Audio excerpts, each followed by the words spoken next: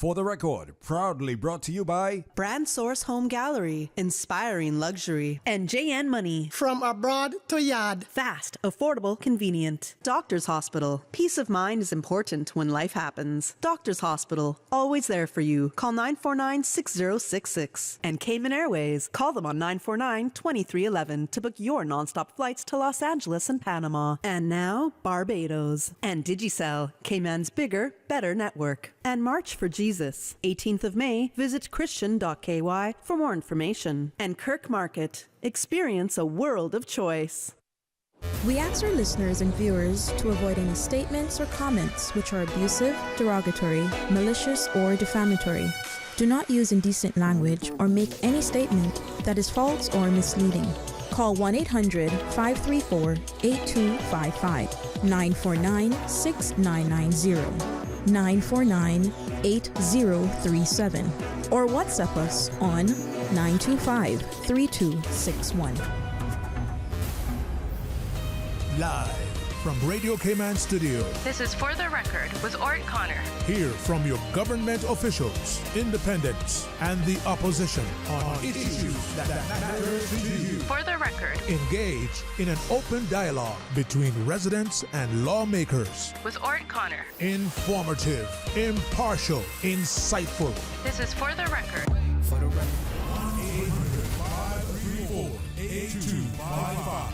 Your calls, your input. This is For the Record. And now, your host, Orrett Connor.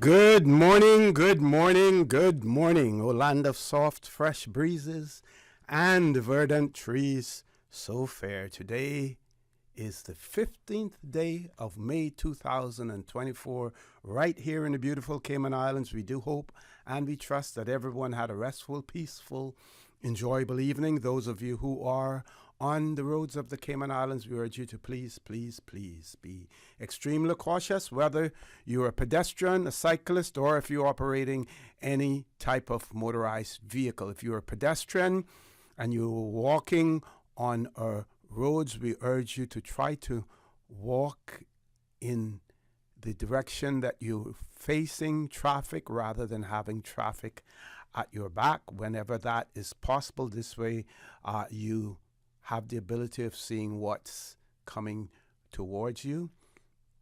If you're a cyclist, while the laws allow you to ride two abreast when conditions allow,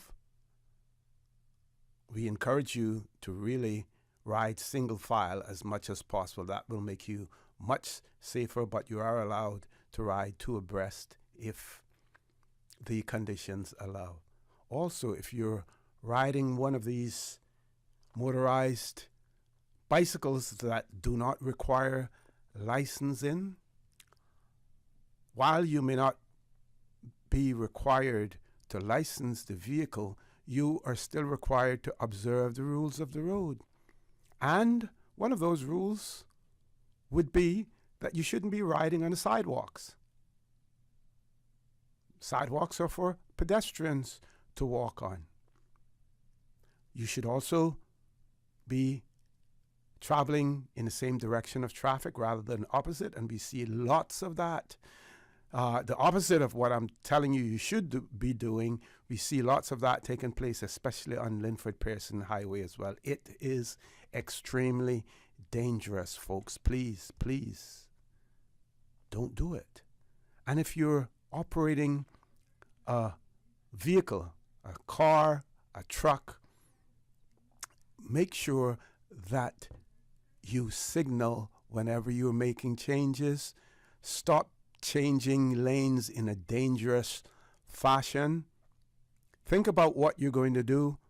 Observe before you do it. Many of you driving behind one vehicle, you come around that vehicle and you get in front of it only to find that there's a vehicle there, and that's why the vehicle in front of you isn't going any faster than they are going. So please use common sense. We know that there's a saying that common sense ain't so common. If you use it, and you observe the rules of the road, the life you save may just be your own. For those of you who are celebrating a birthday today, or if you've celebrated one over the past few days, we want to wish you a happy birthday and to remind you that your For the Record birthday shout-outs brought to you by Coca-Cola, who are proud to support your birthday shout-outs. Coca-Cola available across the Cayman Islands from Tortuga wholesalers. You should accept no substitutes. Taste the feeling with Coca-Cola. And by Superior Auto. Superior Auto, they keep your car in tune. Call them at 949-9570 or 525-9571. For those of you who have lost loved ones, again, we want to extend our sincere condolences to you.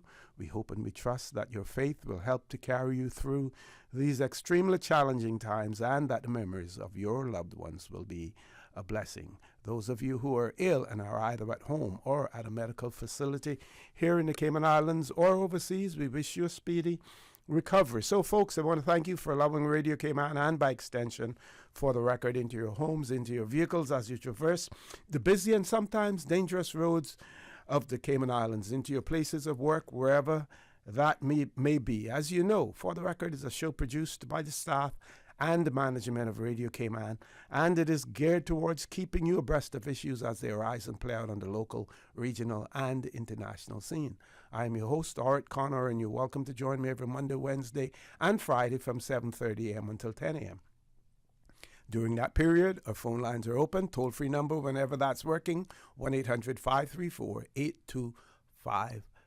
You can also call us on 949-8037 and 949-6990. Email us at talktooc@gmail.com. WhatsApp us 925-3261, where you can also call us on that number as well.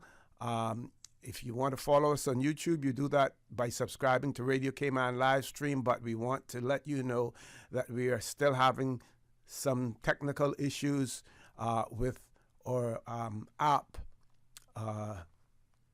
as well, the Radio Cayman app. So we're asking you to please bear with us, have some patience. We're working feverishly to have that sorted out as well. So we would certainly welcome you to call in. So let's look at the birthday shout-outs today, starting with, well, first of all, it is a huge milestone for our one and only Miss Susan Watson, the lady with the beautiful radio voice, who is right here to take your calls this morning. Today marks 33 years that she has been with the Cayman Islands government. So we want to say happy anniversary to Miss Susan Watson. Happy 33 years with the Cayman Islands government. The birthdays today we recognize in Mr. Stefan Johnson. He's celebrating a birthday today. There was a time when I used to see Mr. Stefan Johnson every Monday, Wednesday, and Friday because he, in working with government information services, before we had our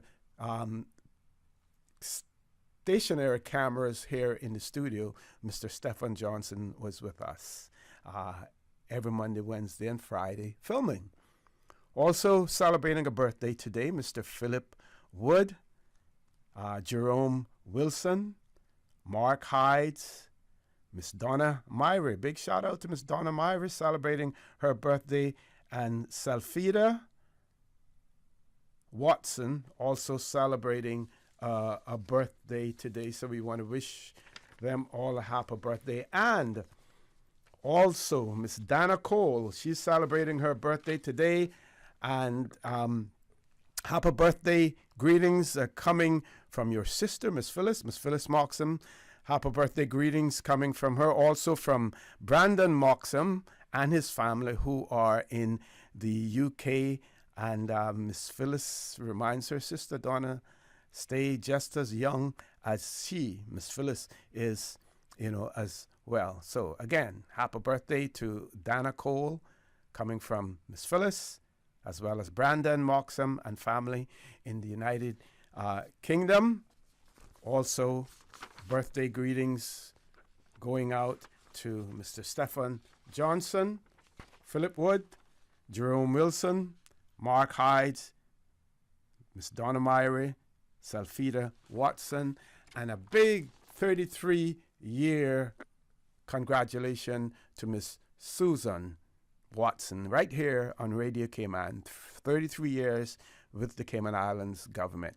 Under that old colonial system, and things have changed slightly since then in terms of retirement age and everything else.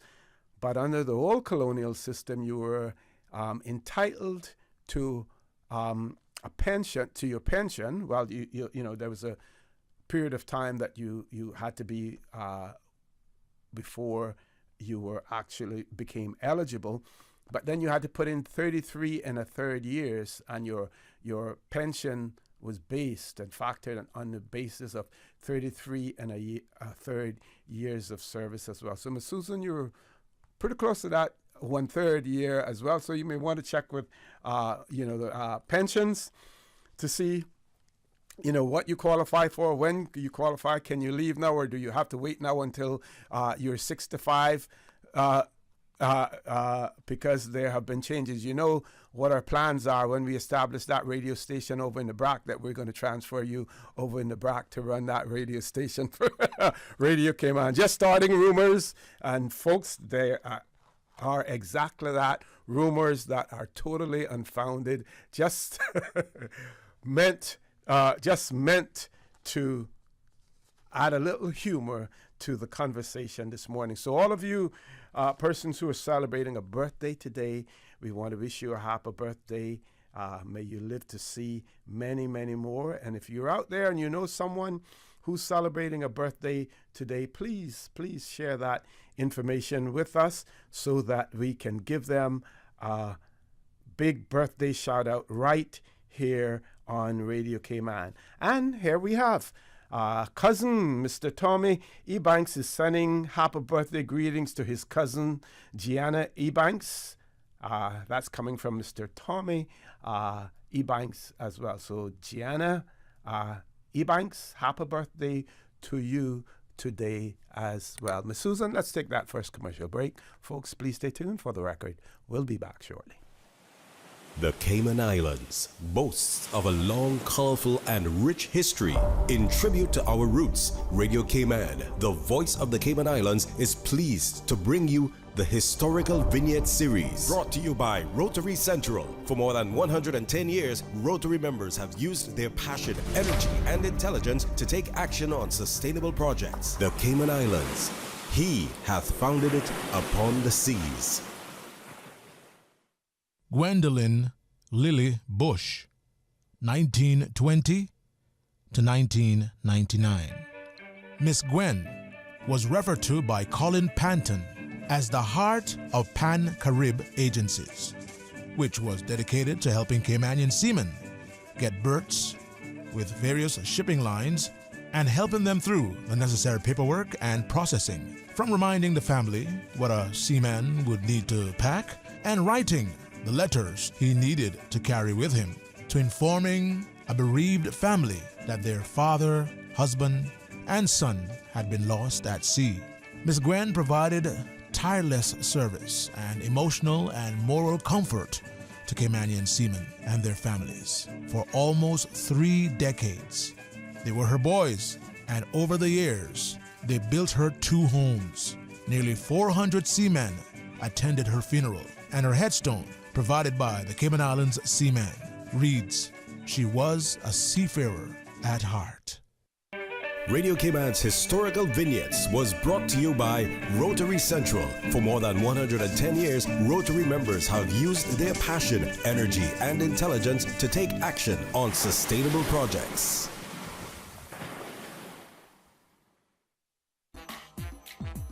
The Rotary Cayman Islands Sunset $10,000 raffle, happening Saturday, May 25th. Tickets only $10, 3 tickets only $25, 5 tickets for $40 from any Rotary Sunset member. All proceeds will support Rotary Sunset community projects including Feed Our Future, the Sunrise Adult Training Center, Adopt a School program, the Marie Martin Georgetown Primary School, the Crisis Center, and many more. The new Rotary Sunset Club. NPO number 656. Get your ticket, get your chance.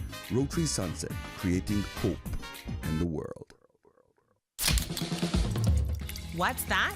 No sugar, same amazing taste? Coca-Cola Zero Sugar is here to stay. Classic taste, pure satisfaction. Be sure to stop into any Tortuga location and get your own case of Coke Zero. Or grab an ice-cold one straight from the cooler. Brought to you by Tortuga Distributors Limited. Coca-Cola, taste the feeling, Cayman. There you go, sir. Thanks for choosing JN Money Transfer. Boy, thanks to JN Money Transfer, I can stay right here in Cayman and pay mama bills back home in Jamaica. Her water, light, phone and other bills never late. Every month I pay everything in one place. Make payments to over 30 companies in Jamaica through JN Money Transfer. Fast, affordable, convenient. Call 1-800-744-1163 for details. You know who this is? That same old girl that went to Hollywood and Panama? Well, guess what? The fun ain't done yet. Because this year, I'm going to country concerts in Denver. I got kick up my heels in Times Square. I got keep living the dream with Cayman Airways. We so blessed to have them. I tell you what though, this old girl's feeling younger than ever. Make your travel dreams come true with Cayman Airways, offering international non-stop flights from Cayman to New York, Miami, Tampa, Denver, Los Angeles, Panama, Kingston, Mobay, La Ceiba, and Havana. Enjoy free rum punch, free in-flight entertainment, free seat selection, and free meals on select flights. Call 949-2311, contact a travel agent, or visit CaymanAirways.com. West Bay Pharmacy in Centennial Towers, a compounding story. I don't think people realize how pain creeps into your life. It has a way of robbing your strength. I really don't like taking prescription medication orally. West Bay Pharmacy in Centennial Towers. They understand. When it comes to compounded medication, it's personal. So whenever there's a problem with some medication or treatments that's not working right, then a physician will call me and say, hey, they're having bad side effects from this medication. Compounding pain cream changed the game. Made special for me. Significant pain relief in the form of a cream. That is a new experience for me. It's changed his life. It worked. Ask your pharmacist or healthcare provider about compounding at West Bay Pharmacy in Centennial Towers. Call 914-6449.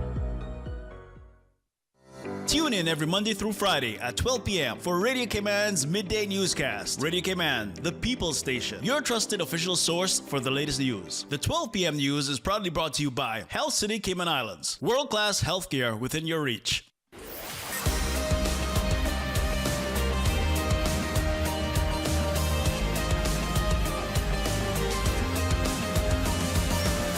This is For the Record.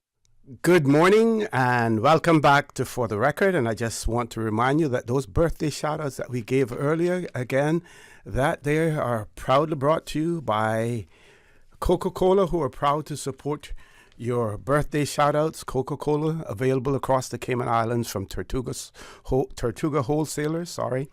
You should accept no substitutes. Taste the feeling with Coca-Cola. And by Superior Auto, they keep your car in tune. Call them at 949-9570 or 525-9571. We do have a caller. Let's go to the phone lines. Caller, good morning. Welcome to For the Record. Good morning, O.C. How are you doing today? Good morning. I'm fine. How are you, my friend?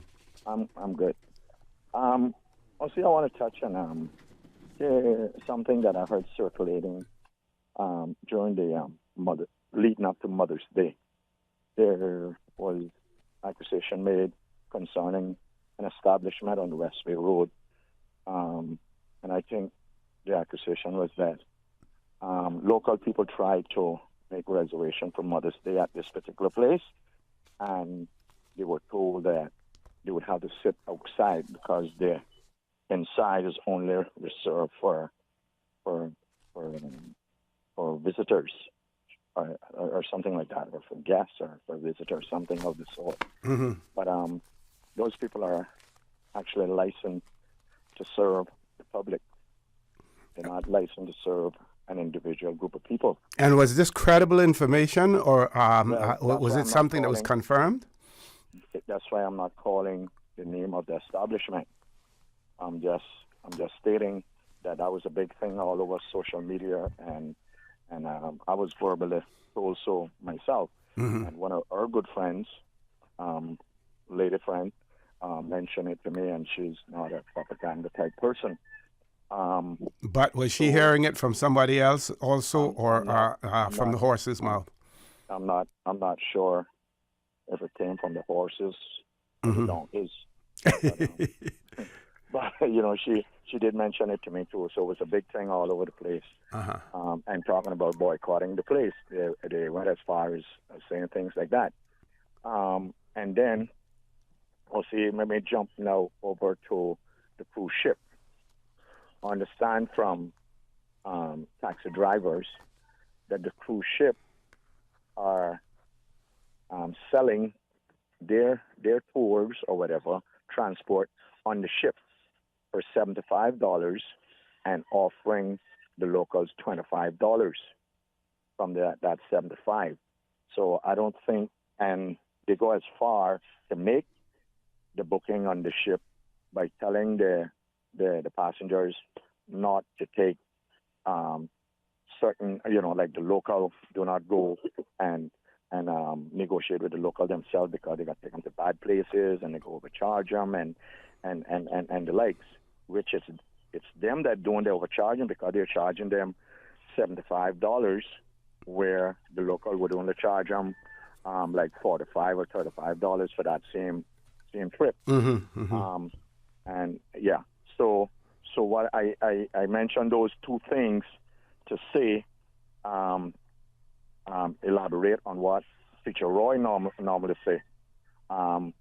Who are we developing for?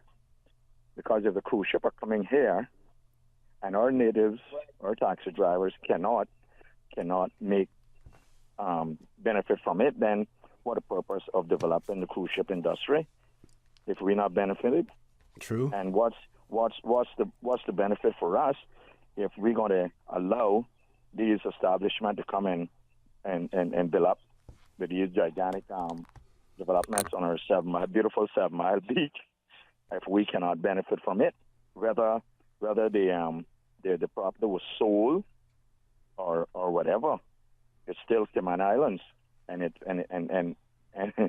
we cannot benefit from any development that are coming to the Cayman Islands where they need a license to operate, then we should not allow them to come here and develop.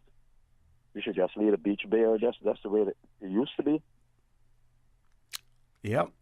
Well, that has always been that huge question. For whom are we developing? And there are those who advance the trickle down theory that that the benefits will trickle down to those at the lower end coming from the top, but sometimes that trickle down takes a lot of time to, and especially with the drought that we're having now, it may evaporate before it trickles down. Yeah, and see, back in the day, I remember when there was something that was put in place where a condominium management had to be, I think, a Caymanian. I think it was something like that. Can you remember that? I don't recall that there was any like. It may have been an unwritten policy. Right. All came out, and now what they're doing, they're getting rid. I know a lot of my friends they got rid of, and they are now forming a committee that is operating from overseas and managing the properties. They form a committee, a board, and then they're doing it themselves. So we can't even that job now is also going too. So I don't know this. And then also we got these handkerchief head politicians that when we mention and ask for changes, they're the first thing they say, oh, we got to run away this and we got to run away that and we got to be careful. So I think some of them it would be better to run them away or see if we're not benefiting from it. Yeah. Well, so what's the purpose? It must be for the best interest. The Constitution tells us that. Mm-hmm. Must be for the best interests of Cayman and Cayman people.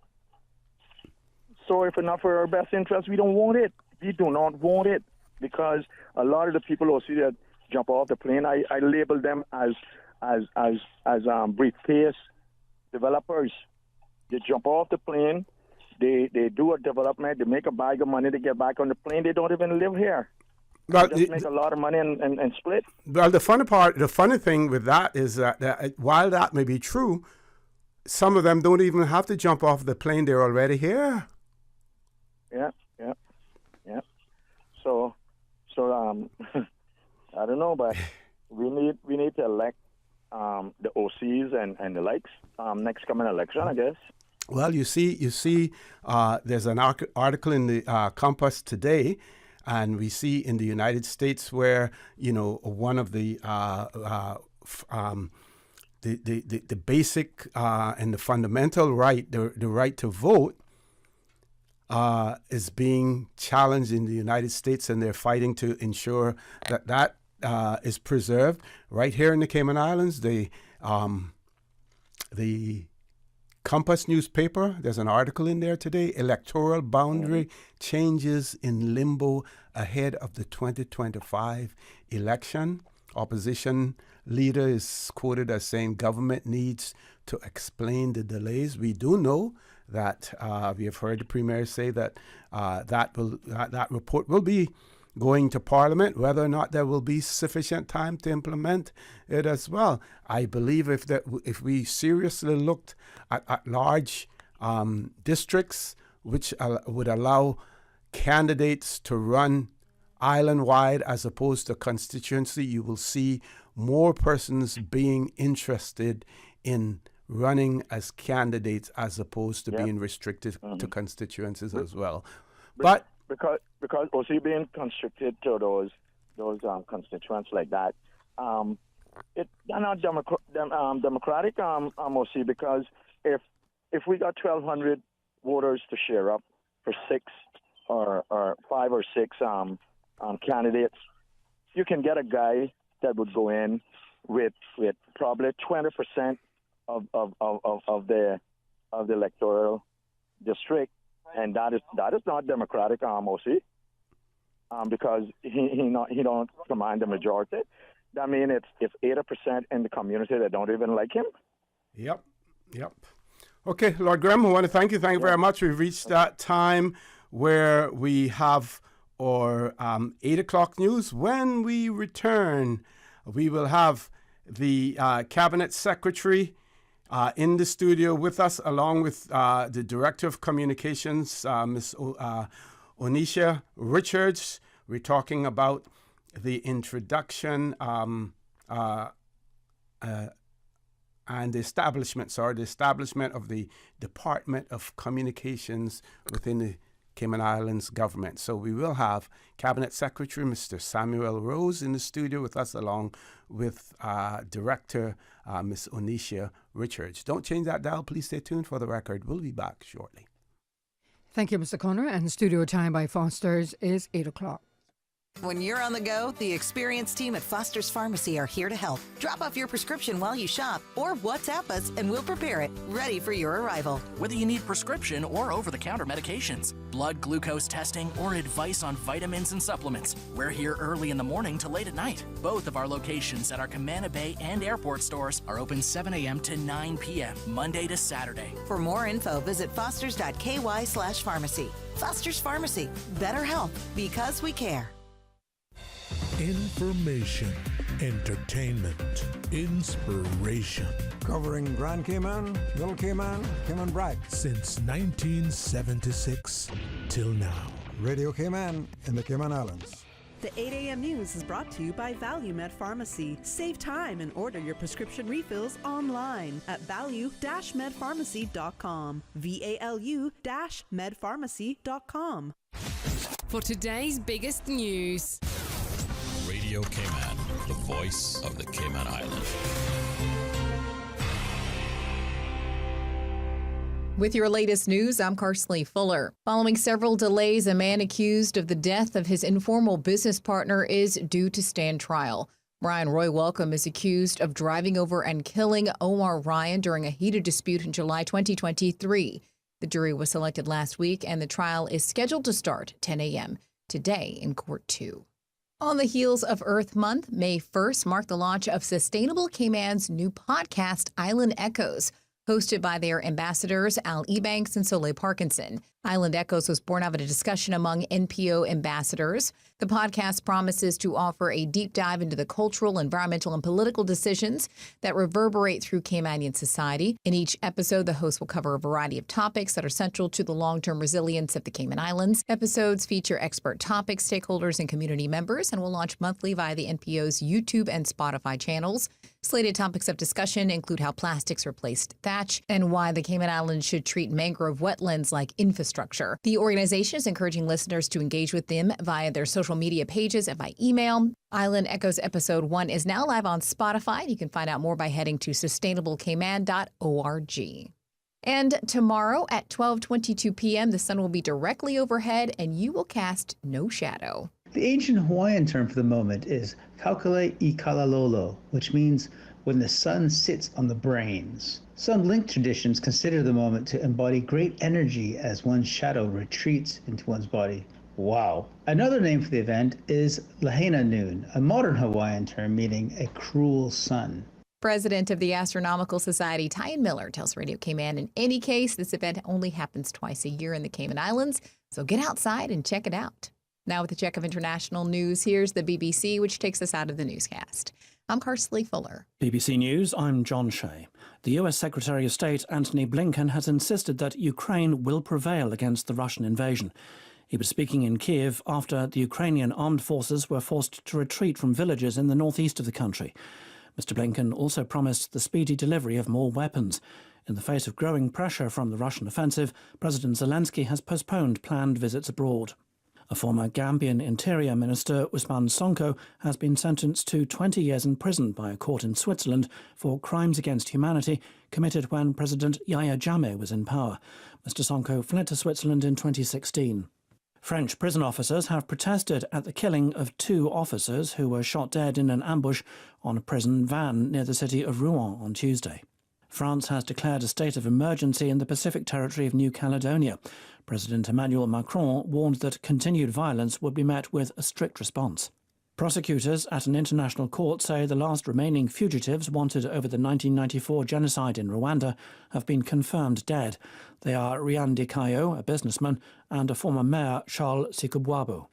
Palestinian health officials say Israeli forces have killed a young man in the occupied West Bank during a march commemorating the mass displacement of Palestinians in 1948.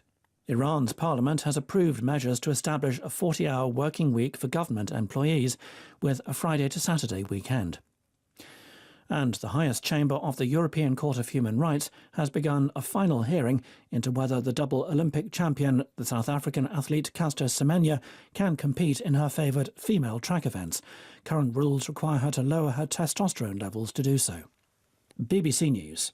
The 8 a.m. news is brought to you by ValueMed Pharmacy. Save time and order your prescription refills online at value-medpharmacy.com. VALU-medpharmacy.com. Now, more than ever, supporting your immune system is crucial to helping your body fight off illnesses like the common cold, the flu, and COVID-19. At ValueMed Pharmacy on Walkers Road and in Buttontown, we carry all the essential vitamins and minerals to help support your immune system and improve your overall health. Some of our top immunity support picks are vitamin C, vitamin D, zinc, elderberry, and quercetin are the popular 7-in-1 immunity support. Our pharmacists are always on hand to help guide you and answer any questions. Visit ValueMed Pharmacy on Walkers Road or Buttontown. Live happy, live healthy with ValueMed Pharmacy. Stay in touch with Radio Cayman with the latest up-to-date, accurate news and information. For your convenience, the headline news will be repeated on our sister station, Breeze 105.3 FM, weekdays at 8:30 a.m. Follow Radio Cayman on social media, Facebook, Instagram, Twitter, or download the Radio Cayman app in the App Store or log on to www.radiocayman.gov.ky and stay connected to what's happening in the community. Radio Cayman, your voice, your choice, your radio. CUC Advisory. Customers are advised of a scheduled outage on Thursday, May 16th between 10 a.m. and 12 noon for sections of Prospect Drive in Prospect and a number of side roads. For more information, please contact CUC's customer service team at 949-5200 or email service@cuc.ky or visit their website at www.cuc-cayman.com. Teens and young people living in Cayman, it's time to use our voices. The Ministry of Health and Wellness is putting together a 10-year national health strategy, and we need to be a part of it. Do you feel heard by your doctor or healthcare provider? Are you included in making decisions about your health? Can you access the services you need easily? Tell us what you think. Email mohfeedback@gov.ky or log on to gov.ky/health-wellness and participate today. The 8 a.m. weather update brought to you by CG Britcay, where people come first.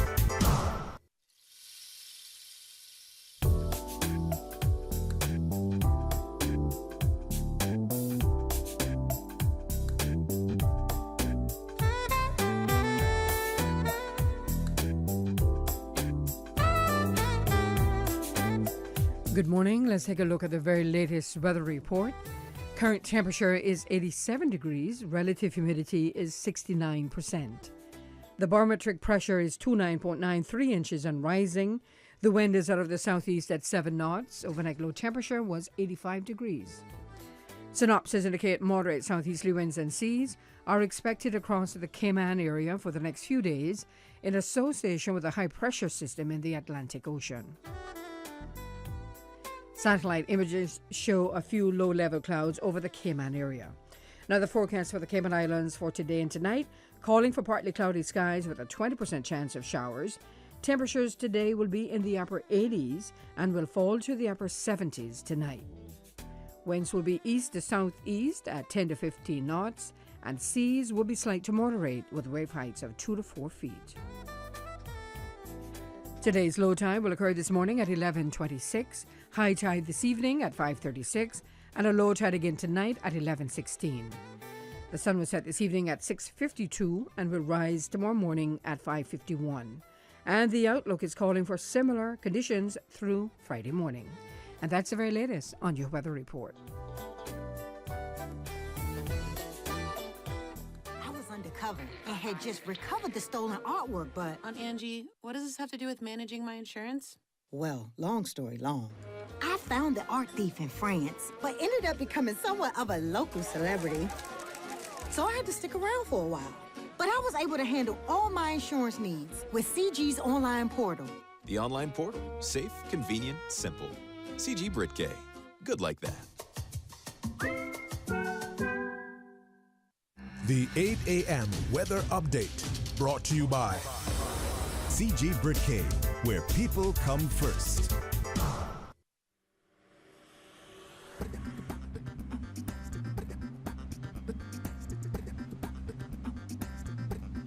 Good morning once again. Let's take a look at traffic. Traffic coming off of Bobby Thompson Way is steady, and on Huldah Avenue as well. Steady traffic on Cool Road heading to Georgetown. Eastbound traffic on Cool Road is light to moderate. As we look to the east on Shamrock Road and Rex Creighton Boulevard, flowing moderately. And further down on the Linford Pearson Highway, traffic is moving moderately. From the West Bay four-way stop, traffic is moving at a good pace, as well as Godfrey Nixon Way and Easton Avenue.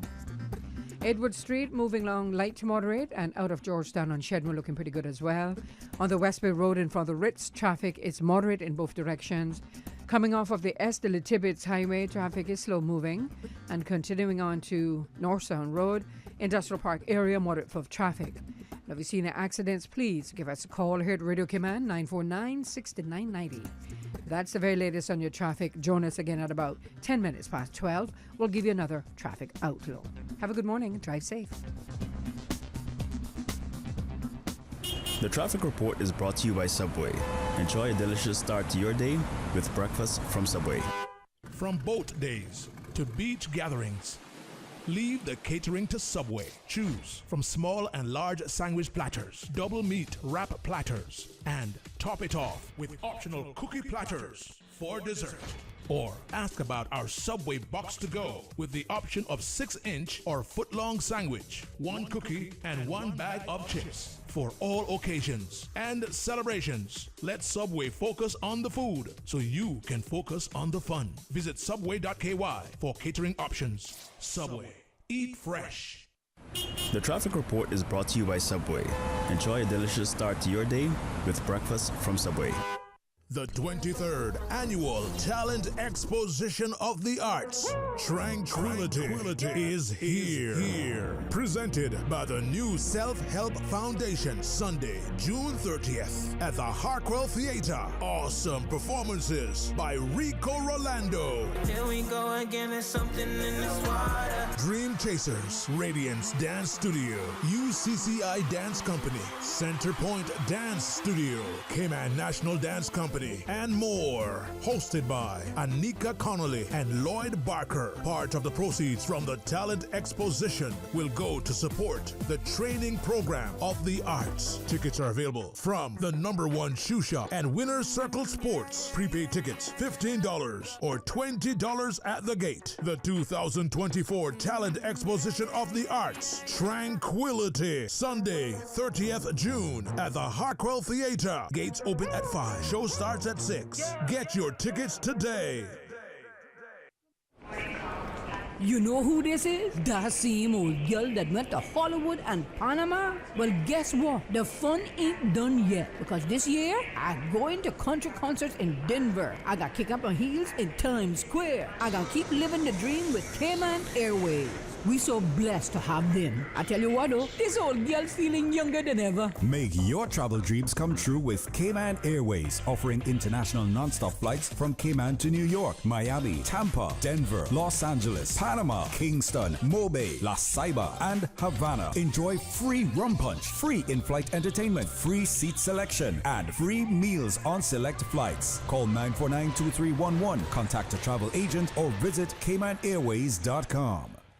At Kirk Market, it's so easy to eat well and find healthy options. With their fresh veggies from local farmers, hormone-free chicken, local seafood, and grass-fed meats, Kirk Market has delicious, quality food at the best prices. And you must check out their fresh salad bar, hot bar, and med bar for daily healthy options on the go. Their delicious dishes are made with fresh, high-quality ingredients such as prime meats and organic veggies. Eating great is important to me. That's why Kirk Market is my store. Kirk Market. Eat well, live well, and shop happy.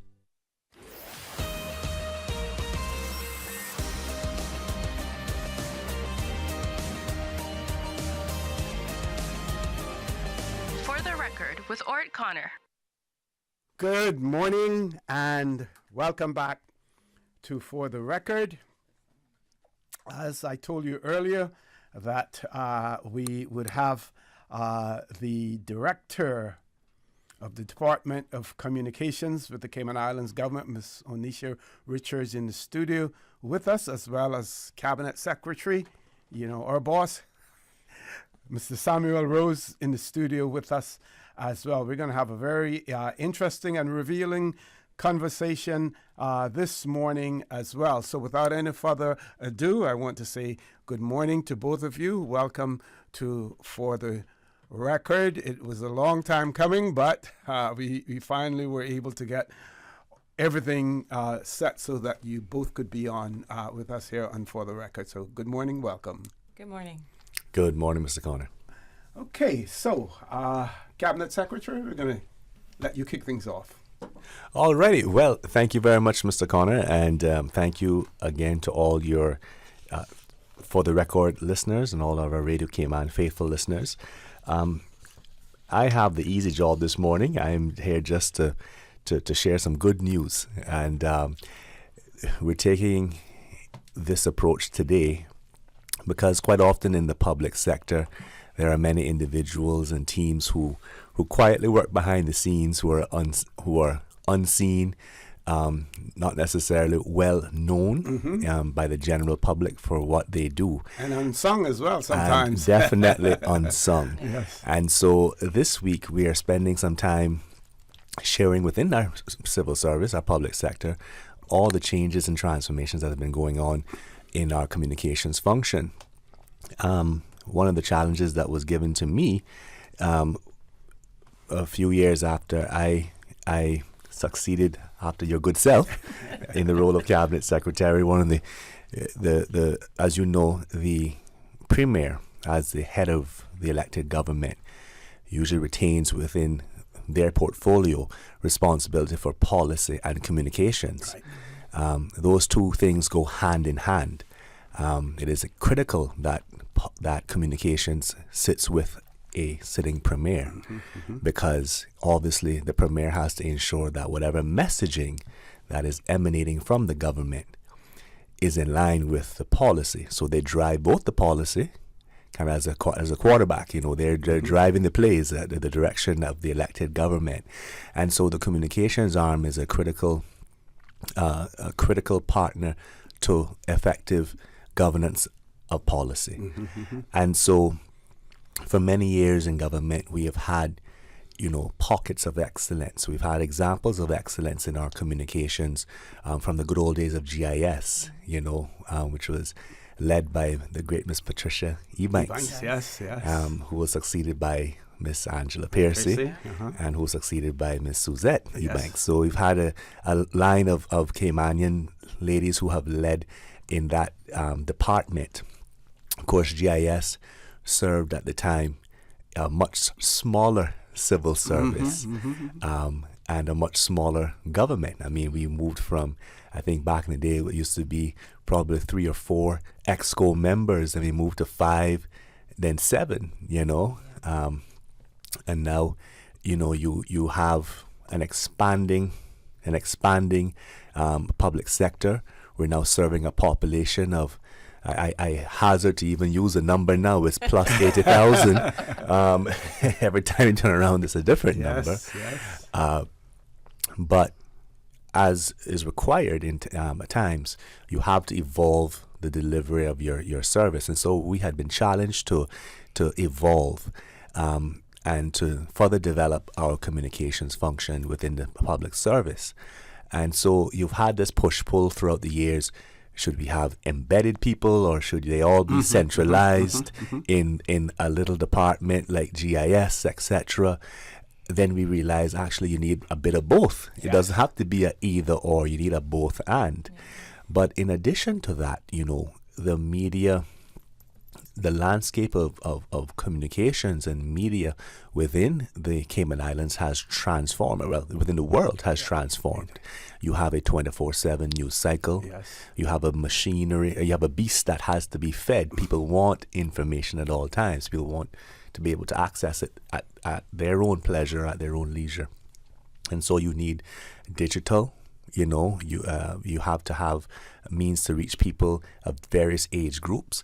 There's now, the ability to, it's as much a science as it is an art. Yeah. While, communication is often viewed and public relations is more of an art, it's very much a science, because you can target exactly who, when people and where people are reading, who's reading and watching and listening and taking in your information. You can track these things, etc., to understand how effective your message is.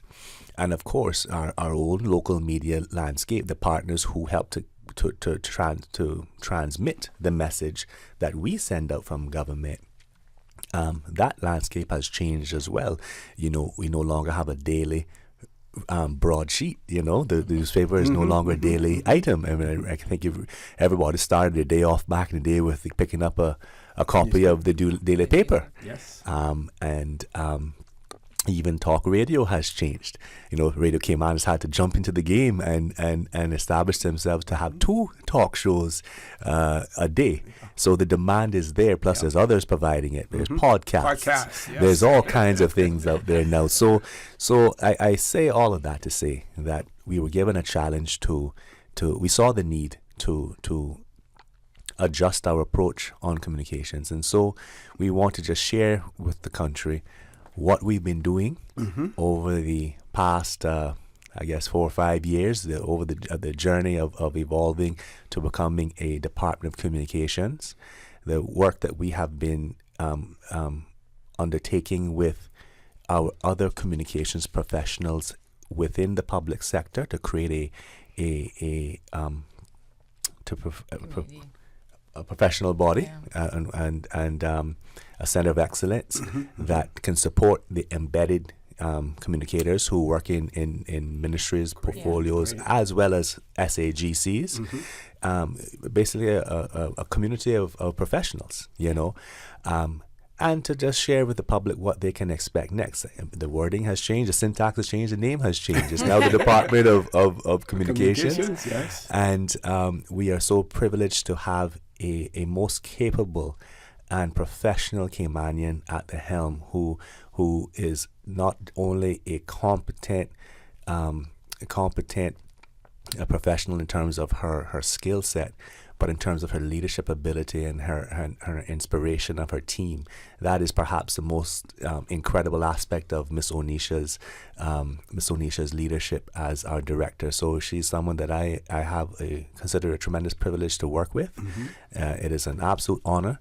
She enjoys the trust across the public service. She enjoys the trust of our political class, regardless of their party and grouping, etc. As should be the role of someone who works in the cabinet office. You have to work with any government, any future potential past government, etc. And so, the service that we've been providing, albeit I can say, which was accelerated by the great COVID-19 pandemic. It kind of was the force field that kind of just mashed us together, melded us together, and forced us into this new modern approach. We were on a track to develop, and COVID just put us on the accelerated track to bring all of this vision together.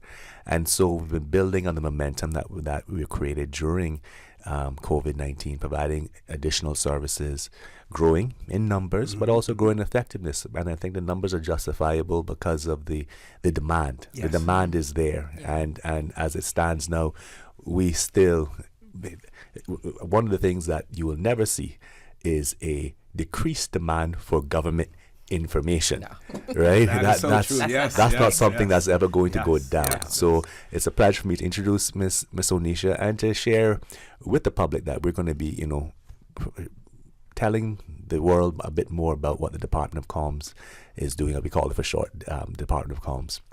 What they're doing, why they're doing it, and how we work with our public as well as our public sector to improve that communication between government and the people. Okay, well, sticking true to your goals, we'll start off by asking Miss Onisha to tell us about herself, her background, and your journey through the civil service as well. Sure. Thanks for having us on this morning. Definitely an interesting background. I actually started my career in tourism, as many people may know and remember me from. In that line of work, I spent most of my time in marketing, particularly international marketing and promotions. One of the things, though, I've always been very passionate about is communication and how governments particularly communicate. Having worked in the private sector as well, sitting outside of government, I remember thinking, why don't I know more about that? Why do we have that new policy? Or, you see things happening and you're not quite clear. It became almost like a passion project to understand, why doesn't government communicate as clearly as any company would, right? Whether, you're a global entity or a local company, oftentimes it's just clearer. So it became a passion for me. And after spending many years in tourism, this opportunity came up to help. I thought it was a helping opportunity. So to share, I actually came to the Cabinet Office on secondment to support in internal communications and that function specifically. While there, we definitely went through the throes of COVID. And it was really, it was an interesting time to be in communications, an interesting time to be able to give my talents to the government. And in doing so, the opportunity came up to apply for director, and I felt like it was the right time to be able to continue that passion. And there's a lot of things that we can do better. We've been able to institute many, many things. And I'm just, it's one of those things that once you start doing, and you start seeing the reward, the people we get to work with, and using the talents that I enjoy. Yeah, so it's definitely a great opportunity. Oftentimes, people will ask, why do you work with the government? And I go, I don't feel like I'm going to work. So when that happens, things will change. Right now, I just enjoy what I do. Yeah. Okay, well, before we go to the commercial break, I'll add a little bit more historical perspective to communications in government. And me and my Bible, the Trade Winds newspaper. Yes. When Mr. Ernest Panton retired as assistant administrator, he, I think it was 1965, 1966, he was appointed to a post called the PRO, Public Relations Officer. And so in his capacity then as a private citizen, he worked for the government, disseminating information in terms of what the government was doing. And there are several articles in the Trade Winds newspaper where he wrote and disseminated information in relation to government. Then, of course, we shouldn't forget Miss Olive Miller, who was probably, I'm trying to remember what her position, the title that she enjoyed at that point in time. But she was a one-man show or one-woman show, for a while as well. So, there is a storied and a rich history, of communications, in the Cayman Islands as well. And then, of course, later on we come around to the establishment of Radio Cayman, as well. So with that, folks, we're going to take our first commercial break.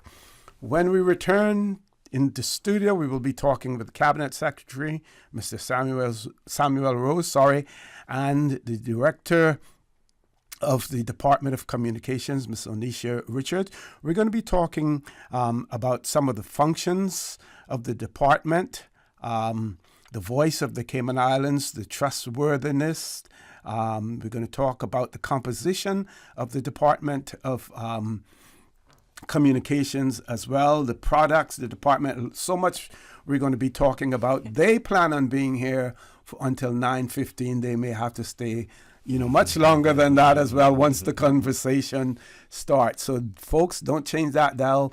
Please stay tuned. If you have any questions or comments, I'm going to encourage you at first to please send them in by WhatsApp 925-3261.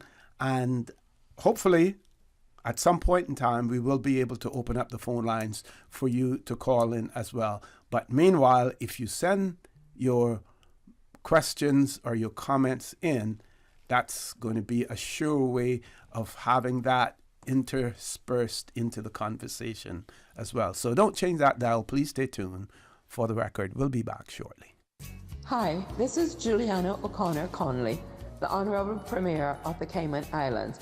I'm inviting you to come out to the March for Jesus, Saturday, 18th of May, 2024.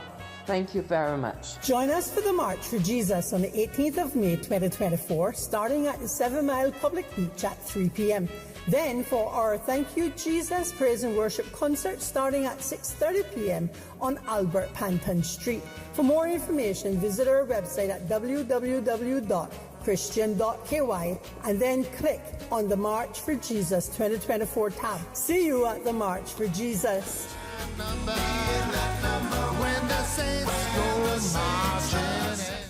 At Doctors Hospital, we know life happens, and usually when you least expect it. So when unexpected medical issues arise, you need quality care close to home. Located in the heart of Georgetown, our accomplished team of physicians and medical staff treat minor urgent conditions such as migraines, chest and abdominal pain, shortness of breath, burns, broken bones, open wounds, and more. 24 hours, 7 days a week with no appointment necessary. Peace of mind is important when life happens. At Doctors Hospital, we're always here just for you. Need to speak to someone? Call 949-6066.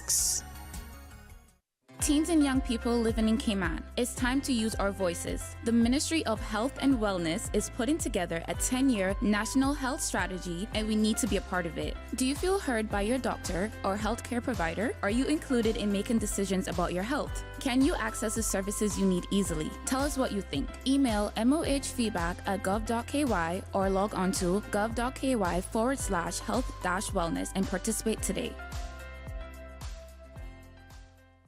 At Kirk Market, it's so easy to eat well and find healthy options. With their fresh veggies from local farmers, hormone-free chicken, local seafood, and grass-fed meats, Kirk Market has delicious, quality food at the best prices. And you must check out their fresh salad bar, hot bar, and med bar for daily healthy options on the go. Their delicious dishes are made with fresh, high-quality ingredients such as prime meats and organic veggies. Eating great is important to me. That's why Kirk Market is my store. Kirk Market. Eat well, live well, and shop happy.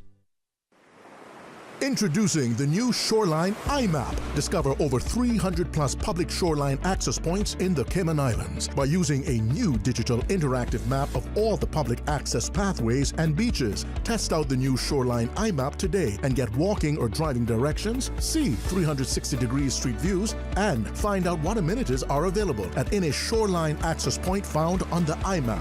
Dive into a world of coastal beauty and adventure. Use the Shoreline iMap today by visiting gov.ky/shoreline. Presented by the Ministry of District Administration and Lands.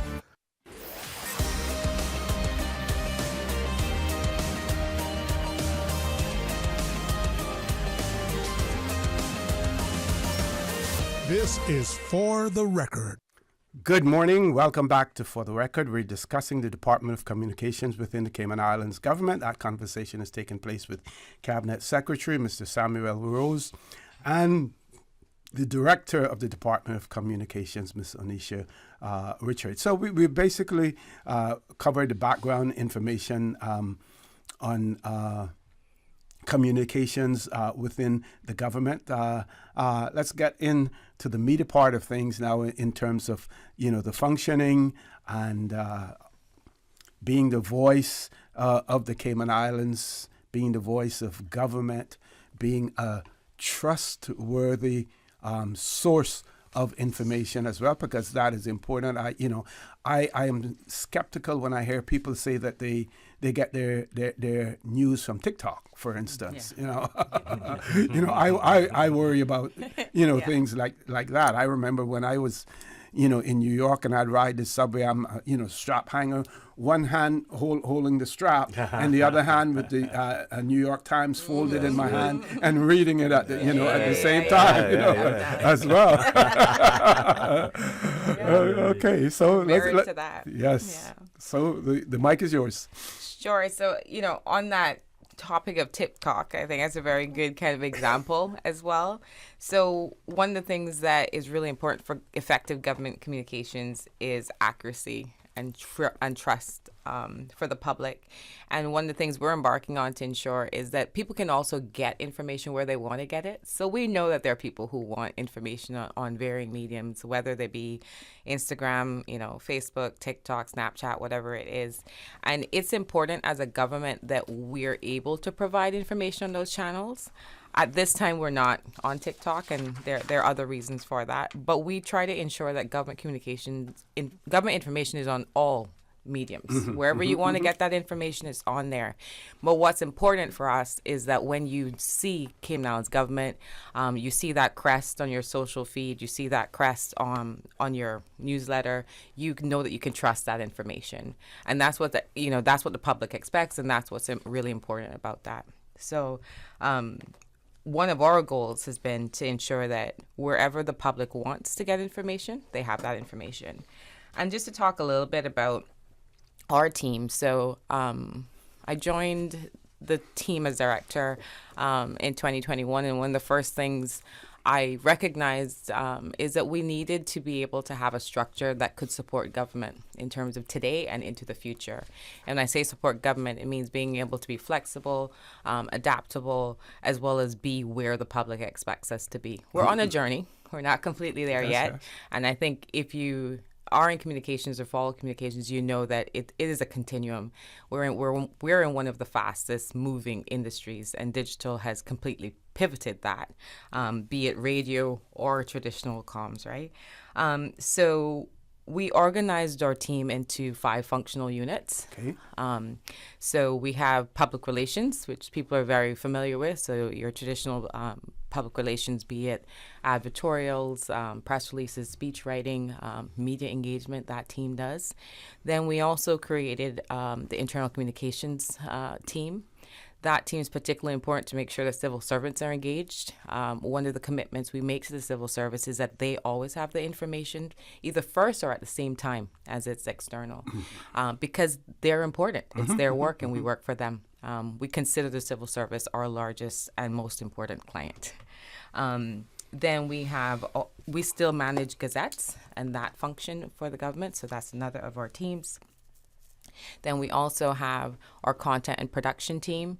That team is particularly important because people want interesting information, even from government. So gone are the days where it's just a blurb, just a press release. There's an expectation that it's engaging, it's fun and interesting. We liken to talk about our content in that we want it to be shareable and engaging.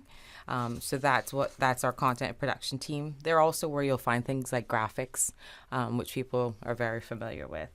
And then we have our strategic communications team. And this is particularly important because this is the team that guides our overall infrastructure. So they're supporting on digital, so gov.ky, and how it works and functions sits on that team, not from a technical perspective, but from the visual and the actual text and just how people engage with the site. So the user experience sits with our strategic team. That team also manages all of our digital channels, and they're responsible for overall growth of those channels. And then they support on guidance as well. So as you can imagine, all these new changing technologies, lots of ways that people want to engage. We have multiple ministries with multiple communicators, but we still need to do things the right way. So our team provides a lot of guidance as well. So, how do you actually do ethical placement of advertising, for example? How do we go about managing social media accounts as a government? It's very different than you having your own Facebook and then having a ministry page, right? So our team does that guidance as well. So there are 5 units that do a breadth of work for the entire civil service. And it's a really, really great team. I get an easy job to be able to lead a bunch of individuals who are technically proficient, they're passionate, and they really, really enjoy the work they do. Now, quite recently, as a matter of fact, it was on Monday, we had the Department of Internal Audit. Yes. And representatives in the studio here. They're talking about Audit Awareness Week. But your department would be subject to some sort of audit as well, not necessarily a financial audit, but in terms, of what you do and how you do it as well. And how effective we are. Yes, absolutely. Yes, we've had audits before or questions from the audit team about particularly around our effectiveness, like how do we measure how we're being effective. So, and that's an important function. None of our communication should be going out in a way that we don't know whether or not it was successful. And so our team manages quite a lot of KPIs around how effective that is, whether it's how many people actually read within the first 48 hours. On CIGTV News, we're working on growing that viewership. And so the team tracks the first 24 hours of viewership by story and those metrics. Okay. Yeah. We also look at things like, if you saw something, did you share it? Because that means to share with somebody else, it means you liked it enough to do so, as well as we know that Cayman has a large I'd say, texting population. So we use WhatsApp as if though it's our main medium. We're working on some things to be able to be more engaged in that channel. I'm not ready to talk about that yet today, but watch that space.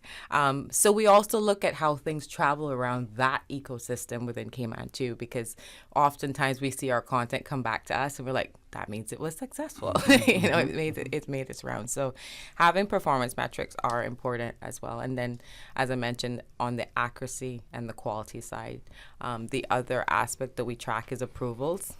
As you can imagine, we're the communicators, but we don't own any of those topics or those messages. And it's very important, actually not just important, but it's critical that anything that leaves is actually approved. So one of our performance metrics as Department of Communications is also approvals.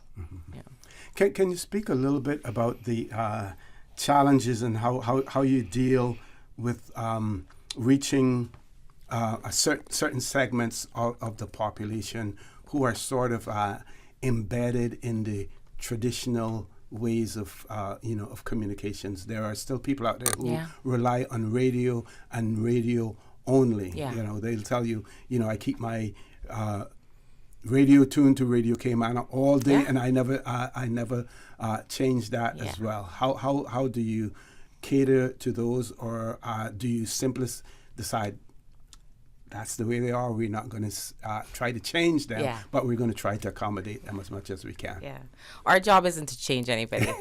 Like I started, I've just said previously, our role is to ensure that wherever you want to get that information, you're getting it. Yes. It makes our job really hard because it means we're having to be everywhere. Particularly, traditional mediums like radio, we ensure that we're building that into every plan. So you hear me talk about the public relations team. We talk about strategic teams. So strategic doing a lot of digital. PR is still doing a lot of traditional. They're still writing press releases and ensuring that those are sent to every radio station for readings, for the news, or for inputs. Whenever we do a campaign, we do PSAs. That's something that's very traditional so that people can hear on a continuum basis things that are happening. So we never neglect any one channel in particular. We do know that we're seeing a lot of growth. So even in our mature audiences, we know a lot of individuals are watching on YouTube. They're getting WhatsApp messages from their friends. So that the digital side is growing, but we're not neglecting the other mediums. CABSEC mentioned earlier, we do have a lack of traditional print. And that's all over the world. That's how that works. Yes. But we still ensure that we're in those mediums. So we still do place ads in the Compass, particularly for larger kind of information pieces, right? So not necessarily a weekly kind of thing, but if we're doing a large campaign or a long informational piece, we will use those mediums as well. So it is important for us that we're not neglecting any one space. Okay. Can we talk a little bit about some of the digital content? Long Celia, for instance, the Maritime Odyssey of Captain Paul Hurston and things like that from the minister's desk. Talk a little bit about those things. Why don't we take the commercial break, and then when we return, we can come to those this way. We don't have to interrupt for a commercial break. Folks, don't change that dial. Please stay tuned. For the record, we'll be back shortly. At Doctors Hospital, we know life happens, and usually when you least expect it. So when unexpected medical issues arise, you need quality care close to home. Located in the heart of Georgetown, our accomplished team of physicians and medical staff treat minor urgent conditions such as migraines, chest and abdominal pain, shortness of breath, burns, broken bones, open wounds, and more. 24 hours, 7 days a week with no appointment necessary. Peace of mind is important when life happens. At Doctors Hospital, we're always here just for you. Need to speak to someone? Call 949-6066. Did you know that you can send money transfers to financial institutions anywhere in Jamaica with JN Money? You mean I can send money straight to my account and cut out the middleman? Yes, that's exactly what I mean. You send your own money to your own account, giving you peace of mind that the money is in your account. JN Money Transfers to Financial Institution is another convenient service offered by JN Money. You can have this done from any JN Money location. Deposit your money straight to your account without the hassle of asking someone to do it for you. JN Money Transfers to Financial Institutions, making life easier. Tune in every Monday through Friday at 12 p.m. for Radio Cayman's Midday Newscast. Radio Cayman, the People's Station, your trusted official source for the latest news. The 12 p.m. news is proudly brought to you by Health City Cayman Islands. World-class healthcare within your reach. Can you imagine your home completely organized? At Brand Source Custom Closets, we can. We specialize in designing and building custom closets and storage units for any room in your home, including the garage. With tailored designs and custom LED lighting solutions to fit your lifestyle and budget. Our custom closets expert is committed to enhancing the value of your home with a solution that is uniquely yours. Visit our showroom or call 623-6774 to schedule a no-obligation appointment with our design expert. Brand Source Custom Closets, 209 Dorsey Drive, Industrial Park.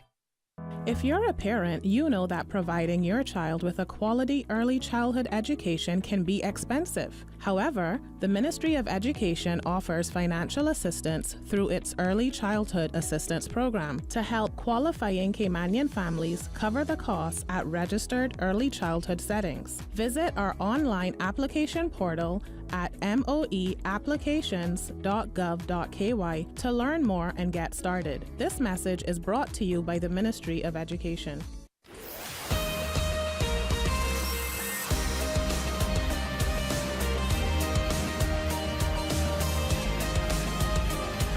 For the Record with Orrett Connor.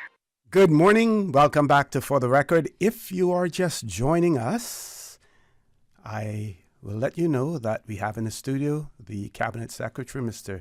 Samuel Rose, and the Director of Communications in the Department of Communications, Ms. Onisha Richards, in the studio with us. We're talking about the Department of Communications. So we're going to talk a little bit about some of the digital productions that they have done, as well as some of the national campaigns that are taking place or have taken place as well. Ms. Richards. Sure. So we talked a little bit about the units within our department, content production being one of them.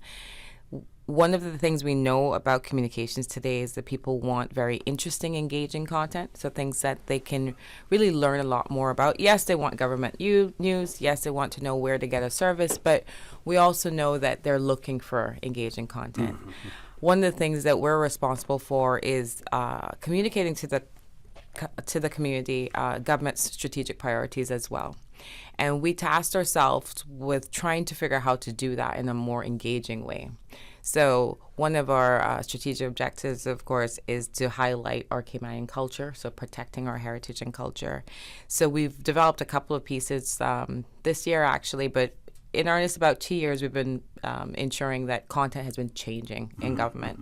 So we would have done pieces like Aging Our Way, where we talked to a number of Caymanian mature individuals, the stalwarts in our community, about how they're aging and doing that through farming and other practices. And I will say these pieces are as exciting for us as it is for the community. Our team loves doing them, and we really love engaging and learning. And we see the community also watching them that way. We had an opportunity to also sit down with Captain Paul Hurlston, and it gave goosebumps, I tell you, the first time I saw the piece in terms of rough cut, just being able to hear his story and his contributions to our society. So to be able to produce pieces like that teach generations of people who may not know about these very important parts of our history, our culture, and then in a way that's new. So they're able to see it, share it, get excited around it. And then most recently, we were able to support the Emancipation Day activities with a piece around Long Celia. So that's very exciting for us to be able to create these captivating content pieces. Those are all done in-house by our team. I have to say that because I'm extremely proud. When you see these productions, I won't tell you what they would cost in the private sector, but it's our team, it's our equipment, and they're shooting, editing, storyboarding. Just amazing to see that work. The other pieces of work we're doing is figuring out how to share with the public what's going on in government in some engaging ways. So we created a piece called From the Minister's Desk. We've had Minister Bryan and Minister Turner so far showcase their ministries and talk about what they're doing on film and in a very kind of engaging way, so you see them interacting and then talking about the things that they're working on within their ministries. And then we hear from the public that they just don't get enough about what's going on inside government. So we are working and launching a new product called Inside Government, with just a fresh take on different things. Most of it will be around initiatives and processes that the government's using.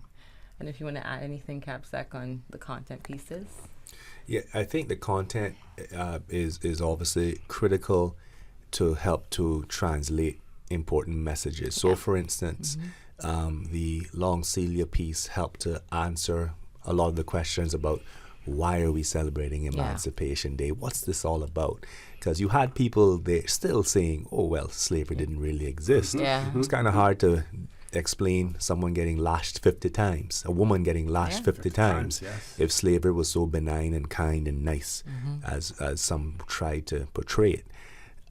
Likewise, we have people come up all the time who say, well, why are we giving so much funding to seafarers, and why are we spending money on this, and why do we celebrate seafaring, etc.? But when you hear it from the voice of one of the great captains of our times, and to understand the journey and the perils and the challenges and how essential their contributions were to building our society. I mean, our very financial services industry is built on the backs of the remittances which created the business case for Barclays Bank to come to Cayman. No Barclays Bank, no financial services. I don't think you're going to have financial services in a country that doesn't even have a commercial bank. So, when you put these kind of pieces out there, again, likewise, a lot of work is going into agriculture. And you see senior citizens, the passion and love they have for farming, and then you realize this is why the department is providing subsidies for feed, and this is why they have experts who are working with farmers so that their efforts aren't in vain. This is a labor of love, but then it can feed our community if we continue to invest in it. So these are creative ways of explaining the why. And how it's connected to wider government policies. So, content is king. That's the long and short of it. You have to be in these places, YouTube, Instagram.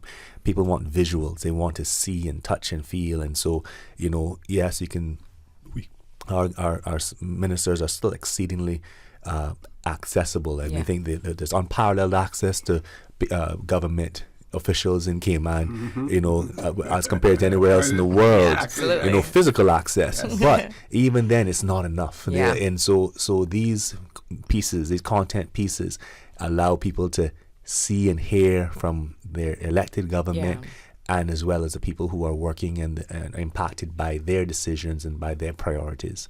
So we have really invested and doubled down on the content. And these things build confidence. Good content builds confidence. It lets people know that your government is working for you. Here's things that, though you see this thing happening, this is how government is supporting it under the underlying reason, or this is the undergirding support that's provided by your government. So again, we have a mission to build trust, and the content will help with that.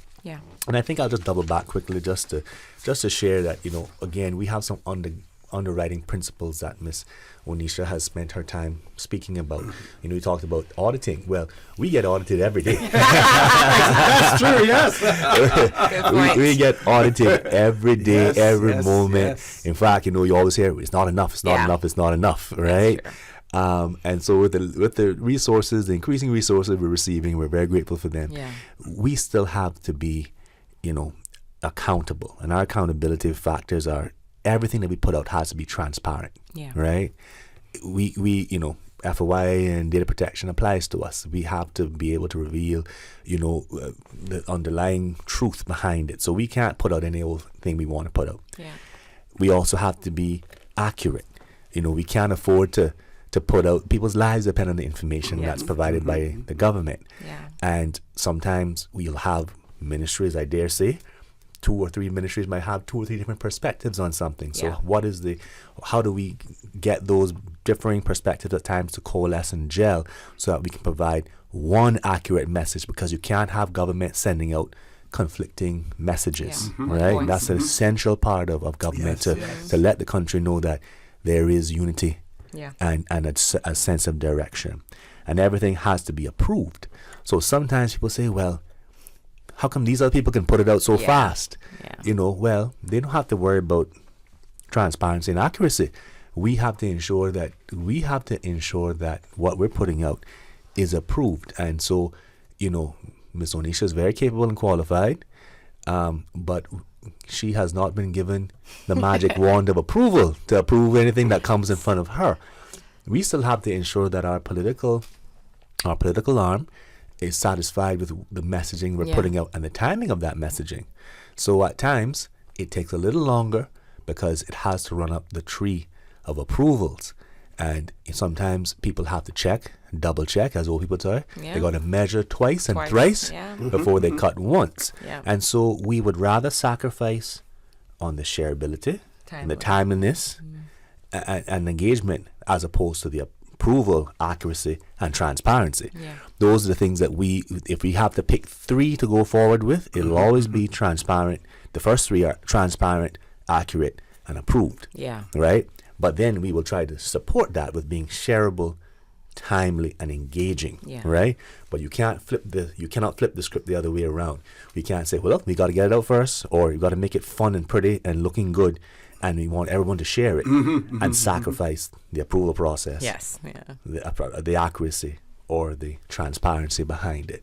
So this is a challenging environment in which the Department of Communications finds itself working, and that's that's just part of the business, part for the course.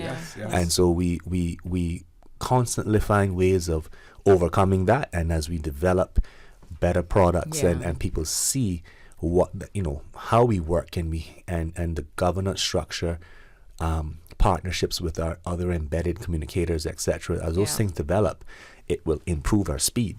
It'll improve our engagement and our accuracy of those things, because we're getting better first cuts. So there's less time needed then to fix things in the background and everything, because everyone has gotten pre-approval, or you gain ministers' trust as well.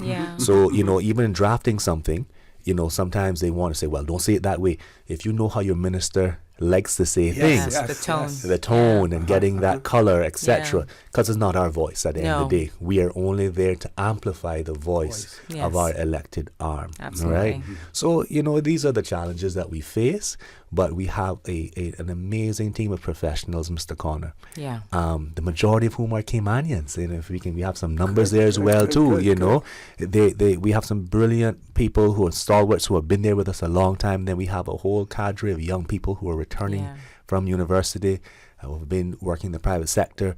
People from the private sector are looking to come to the public sector because they see what we're doing, etc. So we are on a good path, an excellent path, and poised to support government going forward. Well, that's a good way for us to segue into when we return from the headline news, because we had some curiosity about one person has commented that we've heard about some people calling for the outsourcing of communications within the Cayman Islands government, and how important it is for it to remain within government. And one of our listeners also said that they haven't heard much about CIG TV, and they are curious to know what the future of CIG TV as far as communications is concerned as well. So folks, top of the hour headline news. When we return, the conversation with Cabinet Secretary Mr. Samuel Rose and Director Ms. Onisha Richards will continue. Don't change that dial. Please stay tuned. For the record, we'll be back shortly. Radio Cayman is the voice of the Cayman Islands. From Radio Cayman's newsroom, this is Headlines. Local, regional, international news. The Headline News is brought to you by Kirk Market and Health Services Authority.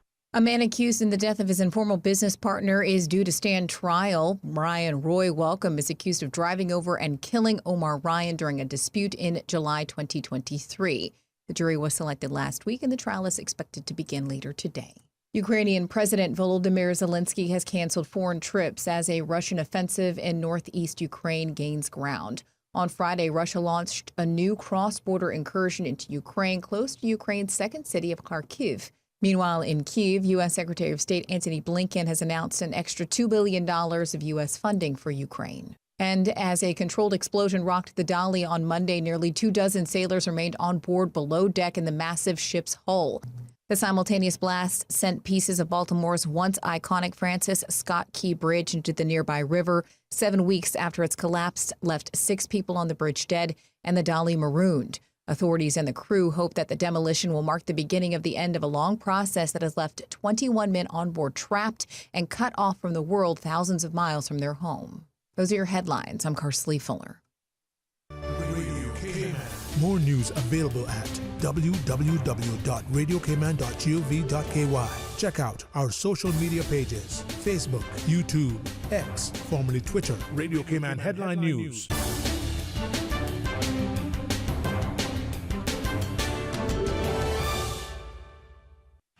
When you have a sports or fitness-related injury, trust the expertise of the HSA's Sports and Exercise Medicine Clinic to get you back in the game. Our internationally trained and certified physicians specialize in sports traumatology, sports medicine, pain management, and orthopedic surgery. For treatment of common injuries such as tendonitis, arthritis, tennis elbow, rotator cuff, or knee tears, schedule a consultation with the Sports and Exercise Medicine Clinic at Smith Road Medical Center by calling 949-8600 or visit hsa.ky for more information. At Kirk Market, it's so easy to eat well and find healthy options. With their fresh veggies from local farmers, hormone-free chicken, local seafood, and grass-fed meats, Kirk Market has delicious, quality food at the best prices. And you must check out their fresh salad bar, hot bar, and med bar for daily healthy options on the go. Their delicious dishes are made with fresh, high-quality ingredients such as prime meats and organic veggies. Eating great is important to me. That's why Kirk Market is my store. Kirk Market. Eat well, live well, and shop happy.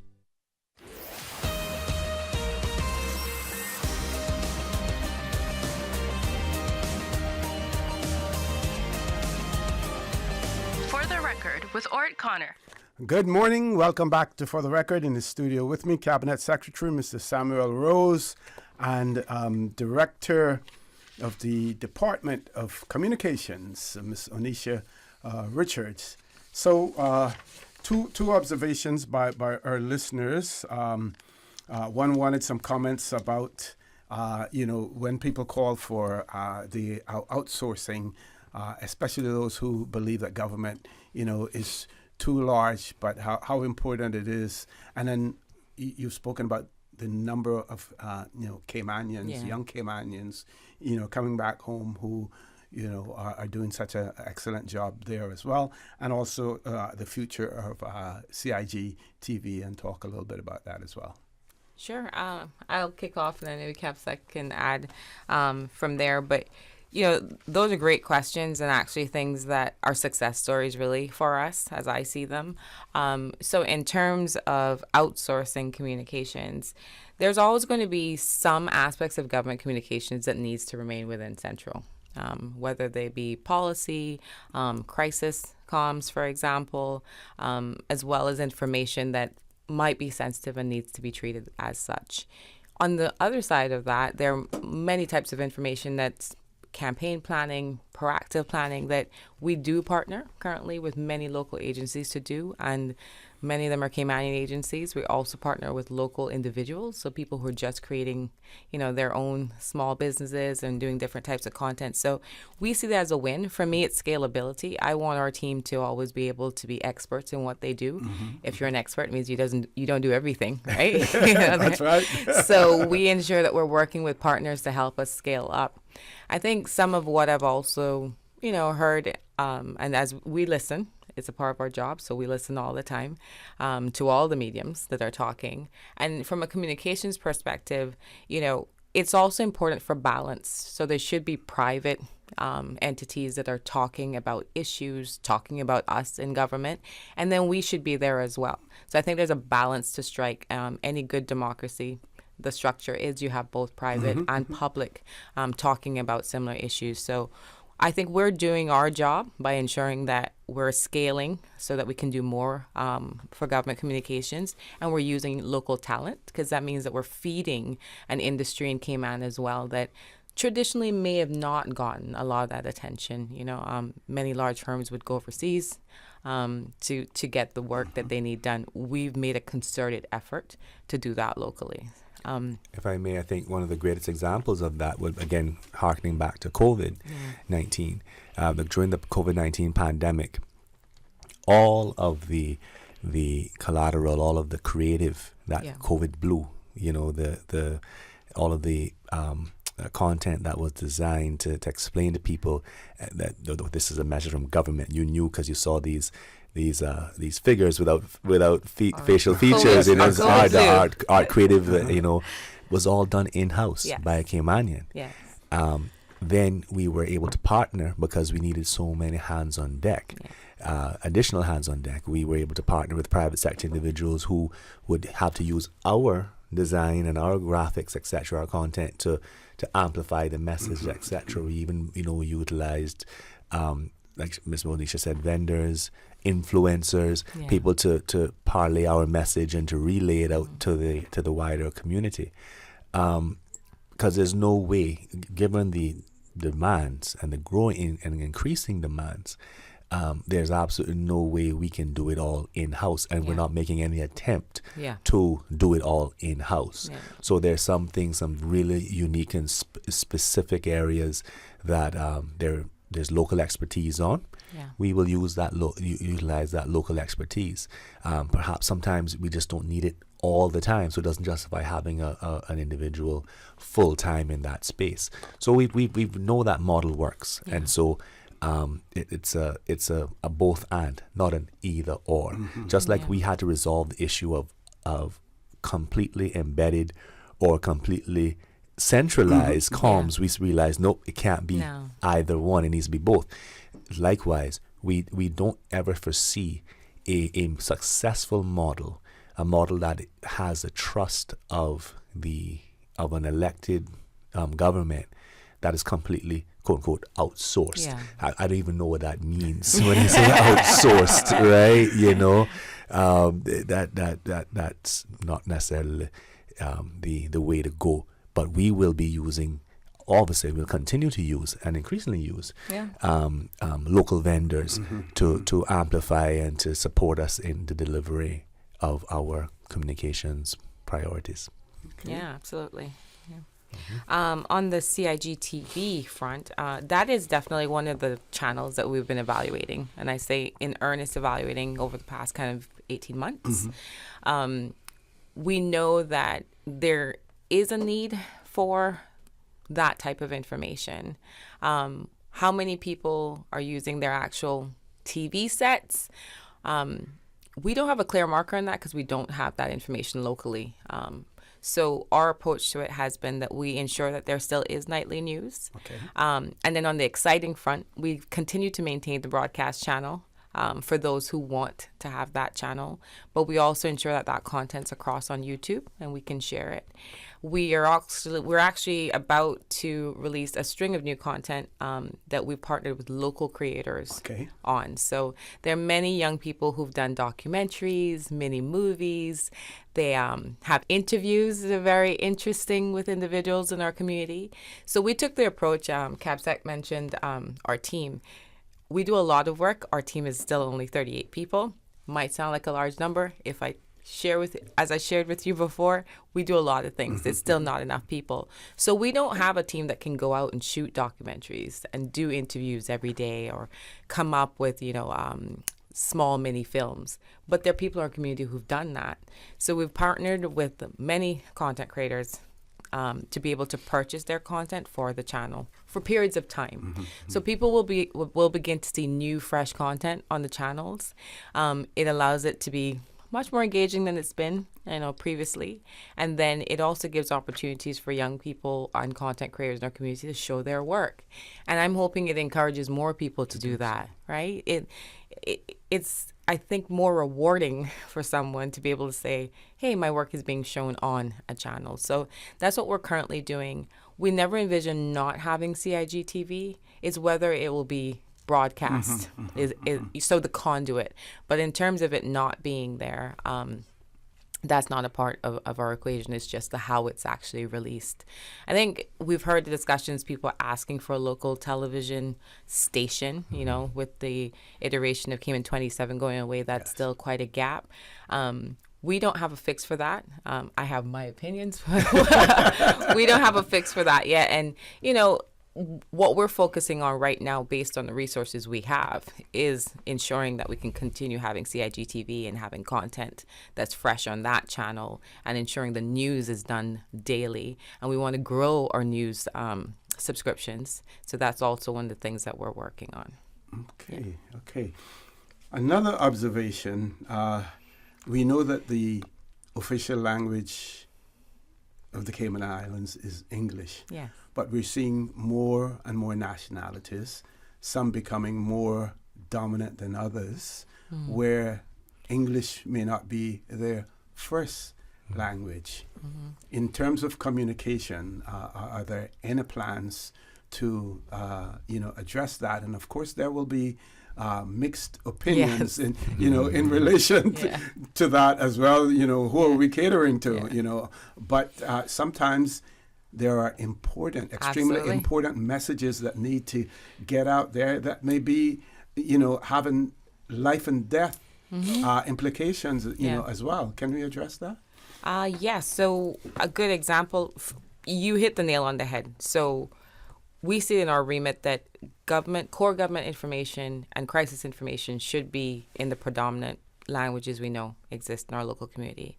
During COVID, we did that. There were many pieces that were translated into Spanish, for example, to ensure that those individuals who that's their first language and comfort had that. So in crisis situations, we always aim to pivot with the most important pieces, not all pieces. I wish we could get to all pieces. We're not there yet. Our other point on that is that we use our website to be able to do those things. So, we're about to redevelop gov.ky again, and a part of that is accessibility in terms of language, accessibility in terms of, some of us are aging and not seeing very well. Tell me about it. That wasn't shot at you, sir. No, it wasn't you at all. And as I said, I thought, oh no.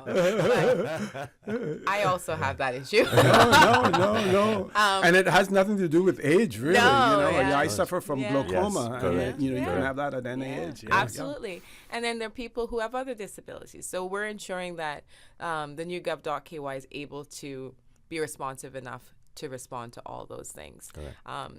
Will you see us start to report the news nightly in another language? Probably not.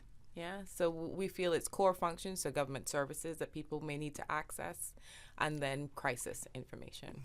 Okay, I'm going to crave your indulgence because I know that you were scheduled to leave at 9:15, but I want to give you also an opportunity for some wrap-up and closing comments as well. So we're going to take a commercial break now and ask you to stay a few minutes longer. Sure. Folks, please stay tuned for the record. We'll be back shortly.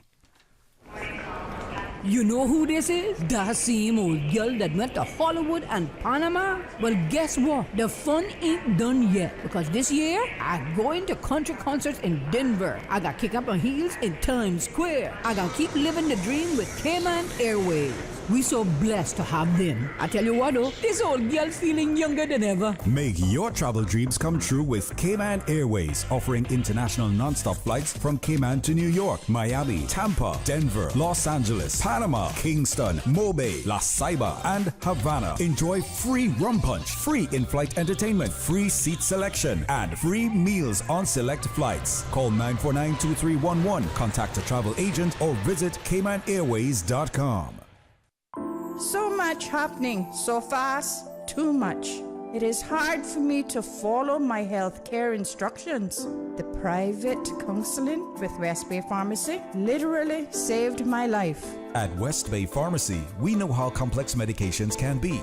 Our pharmacists are delighted to offer you personalized one-on-one healthcare counseling, free medication review, therapeutic callbacks, and we will liaise with your physician to ensure you receive the best in quality medical care. Quality of life has a whole new meaning with the right pharmacy to support you.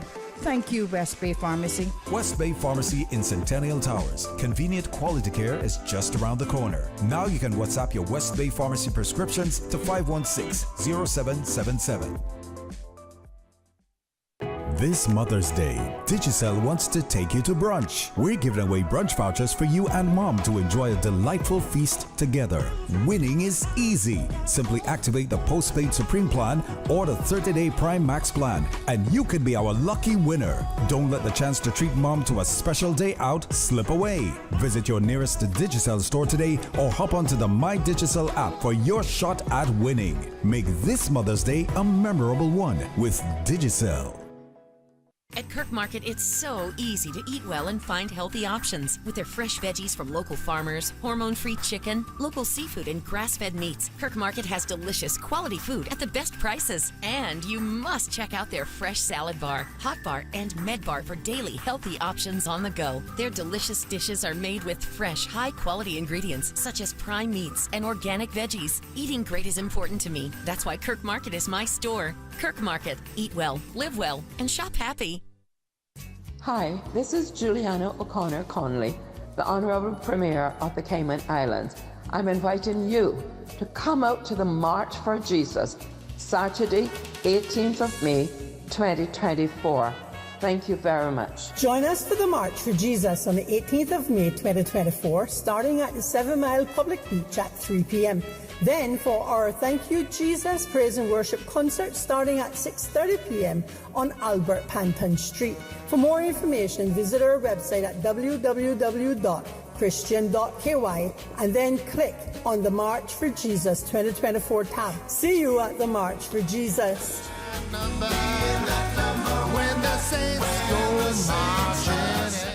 The Passport and Corporate Services Office is advising travelers to check their passports to ensure all is in order ahead of summer holiday travels. Travelers should check their passport validity, verify entry requirements for the destination, and apply for or renew passports and visas early. For more information, call 345-649-7678 or email passportandcorporate@gov.ky.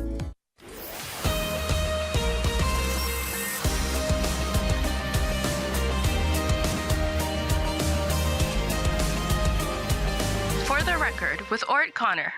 Good morning and welcome back to For the Record. We're extremely grateful to the Cabinet Secretary, Mr. Samuel Rose, and the Director of the Department of Communications, Ms. Onisha Richards, for staying beyond their scheduled time on For the Record this morning to share information, with us. As well, they're practicing what they preach. They're practicing it right here on Radio Cayman as well. So we wanted to give them an opportunity for some closing comments as well in any area that we may not have touched on that they may want to cover as well. So, folks, over to you. You first. Yeah, I'll go first because I'll let the boss lady, as I call her all the time, I'll let her wrap up because this is really her show. But I just want to again reiterate my sincere appreciation to Radio Cayman, who is one of our key communications partners, for having us here today to share with the public what's going on with government communications. Yes. I think that's really important. And so when people hear this new name being batted around, Department of Communications, some people ask, what's happening to GIS? Yeah. Where did it go? Well, we are what's happened to GIS. And so, we're so grateful for the evolutionary process that has taken place, for the support of successive governments. They recognize the need for the public service to step up its game in terms of the communications space, and for giving us consistent support from a budget perspective to enhance what we do. So we can only do it if we get the resources to do it, but then we also have to demonstrate good stewardship of those resources. Yes. Yeah. And I am proud to say, I'm very confident in saying that we present very good value for money for the public service. In fact, the demands on our resources are just never ending, because I think with each success, with each thing that we do well, there's more thrown at us. Of course, there's still things that we can do better, and we're working to do better. We are constantly and pivoting, and we're constantly receiving feedback. Like I said, we get audited every day, and the things that we miss or the things that aren't covered in the way that are wanted, well, we hear about it. We are, it's made known. But at the same time, we also receive great feedback, accolades, and praise. and partnership. So I'm really grateful for the support that we provide. We have a very delicate balance because we serve the elected government, but we also have to support our governor. We have to support the civil service. And one of the things, I recall when we started off this journey, we had some support from the UK, from the UK's cabinet office. They went on a journey through their government communications service where they went around doing internal audits on their communications functions, and they called it a communications capability review. And so we had a team from the UK's cabinet office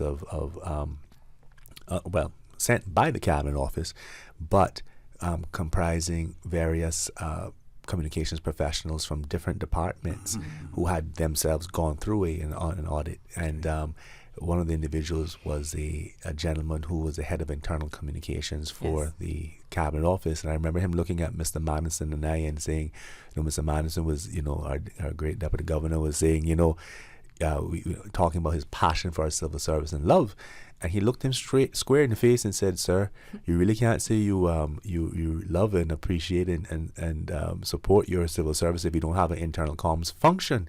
And Mr. Madison looked at me and I looked at him, and Mr. Madison getting upset. He says, "Well, what do you mean by that? Tell me about it, internal comms."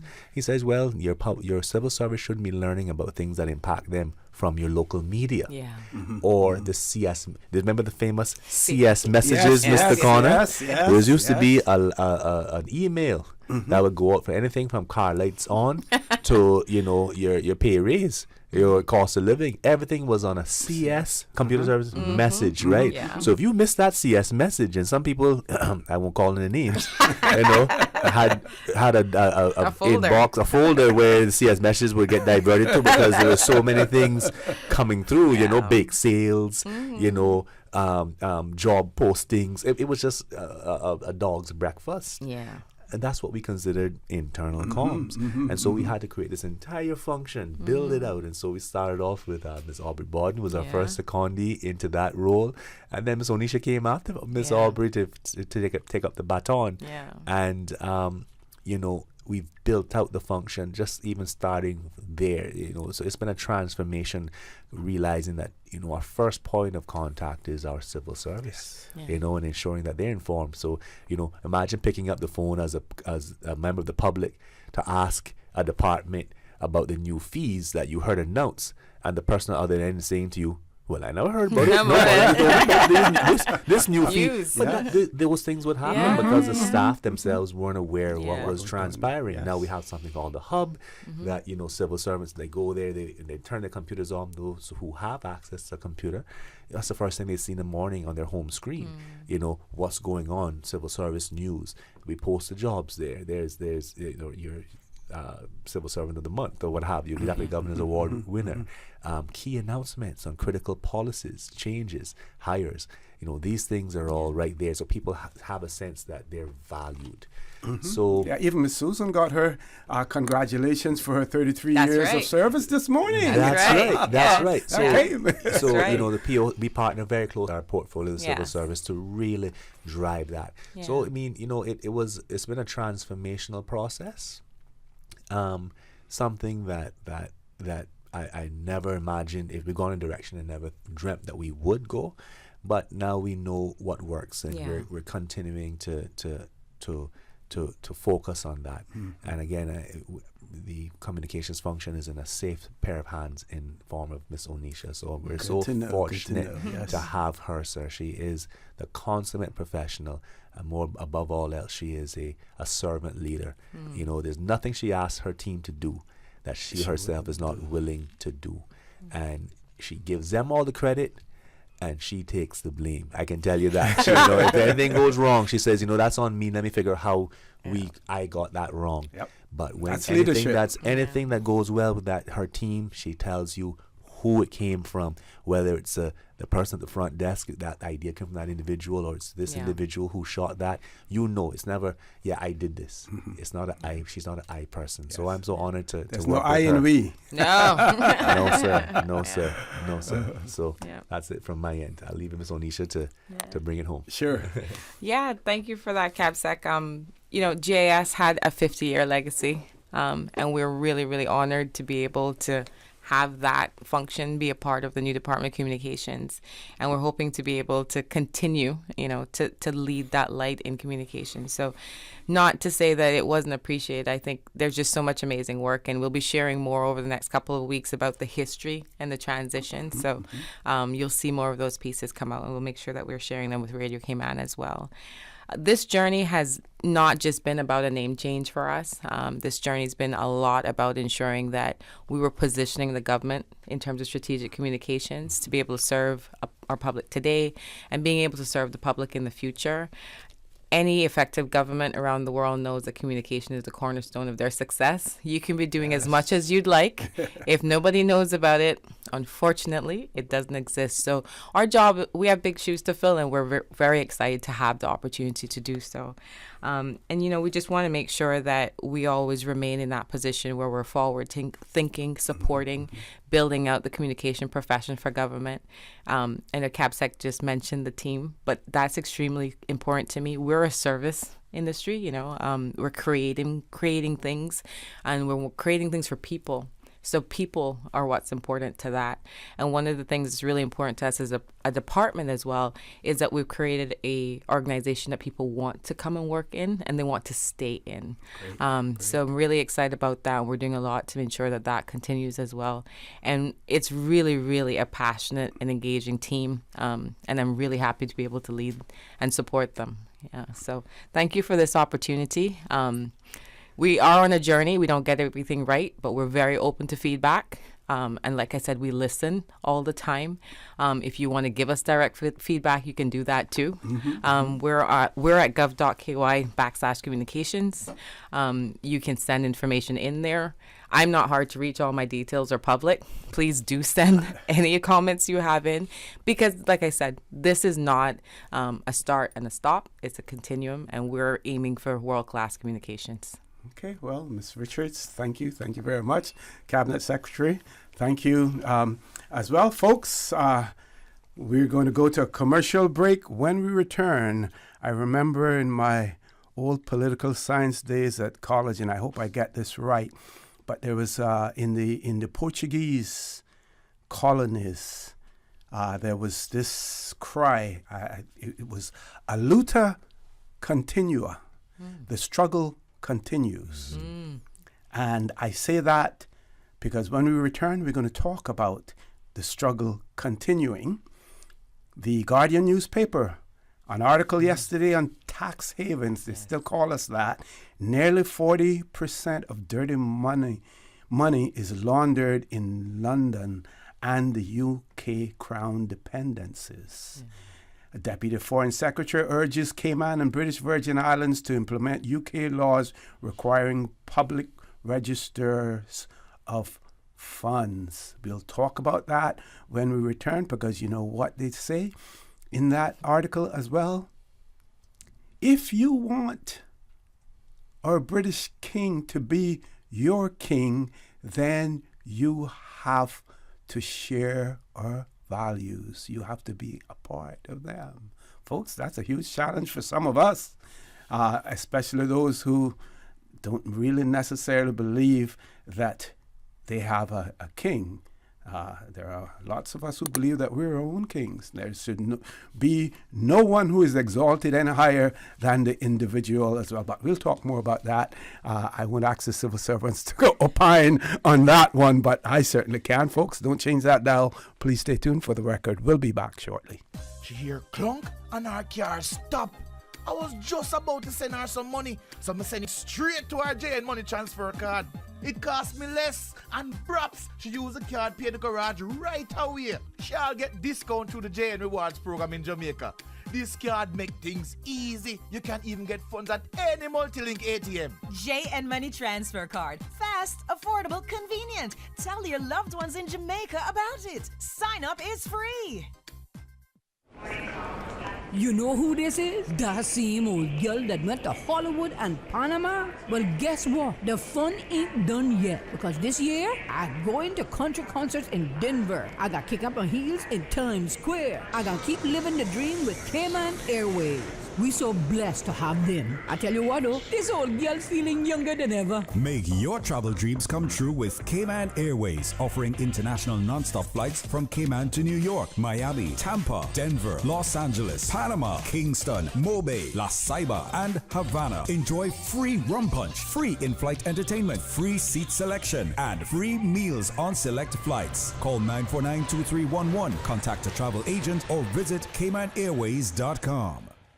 Are you feeling sick, but don't feel ill enough to go to the doctor? Ask your pharmacist for advice. Here at West Bay Pharmacy, our pharmacists have been trained to offer helpful, easy-to-understand advice on the treatment of everyday minor ailments for yourself and all the family. Anything from headaches, cough and sore throat, to cold sores, our pharmacists will know when medical help is needed and will not hesitate to refer you to your doctor if your symptoms demand it. Like doctors, our pharmacists have a professional code, which means all personal information you give them will be treated in the strictest confidence. Visit us today at West Bay Pharmacy, where we care about your health. Your dream home starts with a vision, and often inspiration is at the heart of that vision.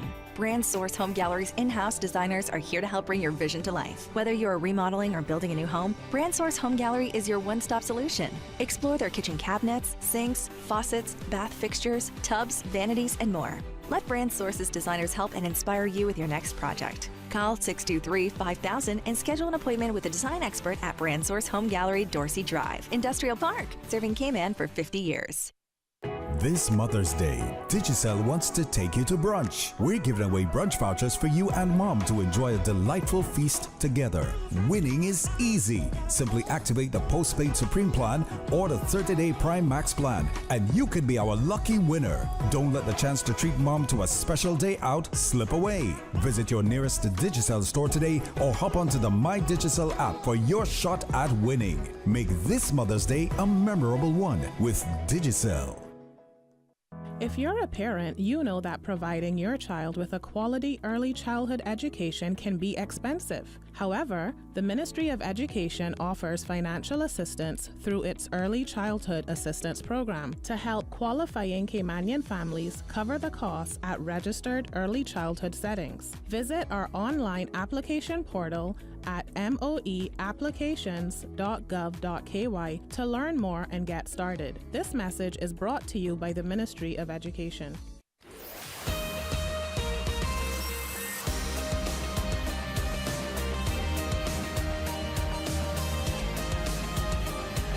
For the Record with Orrett Connor.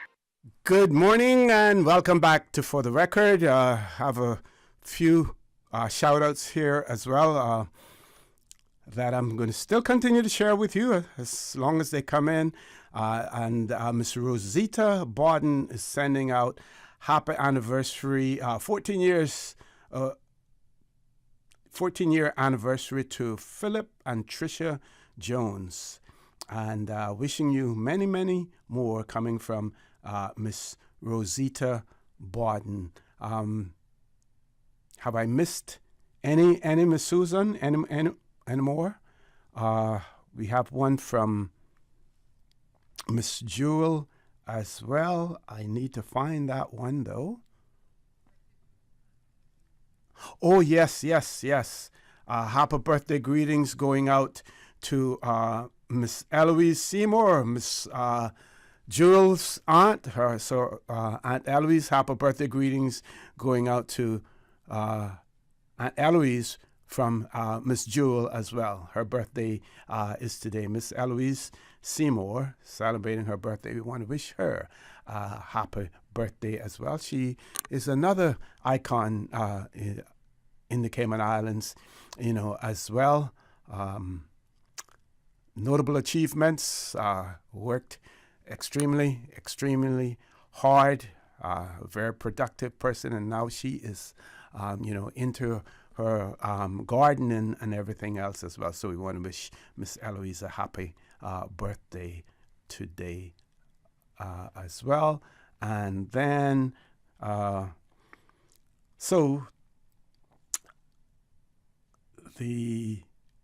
Miss Susan, they're sending congratulations to you again. More coming out on 33 years of loyal service to the government of the Cayman Islands. Please keep up the excellent work as Well, yep. Even when you go to the BRAC, even when you are back over in the BRAC, keep that excellent work going. So, folks, here when we thought everything had sort of like cooled down for a while, it is all heating back up again. The Guardian newspaper. And if you are interested in reading the article, it's yesterday's Guardian newspaper. Just Google. Nearly 40% of dirty money is laundered in London and UK crown dependencies, and you will see that article. And it says that nearly 40% of the dirty money in the world is going through the City of London and other crown dependencies, and that is a statement made by the UK's Deputy Foreign Secretary. Andrew Mitchell added the Crown dependencies and overseas territories will face fresh demands from the Foreign Office to comply with UK laws setting up public registers of beneficial share ownership. Since legislation was passed in the House of Commons in 2016, the UK has faced prevarication from overseas territories which are reluctant to set up public registers that disclose the ultimate owners of funds in tax havens. Speaking to the Bright Blue think tank, Mitchell said, and I quote, "On the issue of dirty money, it is important to recognize that Britain has a dog in the fight. According to some estimates, 40% of money laundering around the world. This is money often stolen from Africa and Africans by corrupt businessmen, bent politicians and warlords, and so on. 40% of that money comes through London and overseas territories and crown dependencies." Pause there for a second. Why they point out Africa and African countries as if it's only those countries where you have corrupt politicians and corrupt businessmen. Again, profiling. He added that crown dependencies and overseas territories have not yet done as much as they must do. Mitchell predicted that with David Cameron as Foreign Secretary, the UK would, and I quote him, "see a greater emphasis now on introducing these open registers of beneficial ownership." The article goes on to say he warned if these overseas territories and crown dependencies want to have our king, I'm going to repeat that, folks, because I tried to paraphrase it earlier, but I'm giving it to you directly now. He warned, and I quote, "If these overseas territories and the crown dependencies want to have our king and our flag, then they must also accept our values, which is why we are so intent on ensuring dirty money cannot flow in and from there." So, folks, the rhetorical question is, do you want the United Kingdom's king?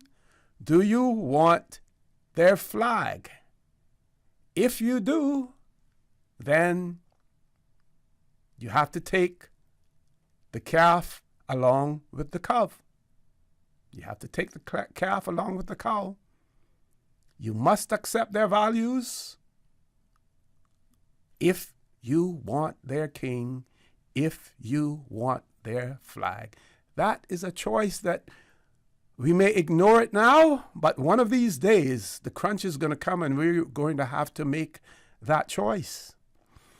Goes on to say the minister said that during the British chairing of the G8 group of industrialized nations in 2016, Lord Cameron put the attack on dirty money and the importance of open registers of beneficial ownership front and center.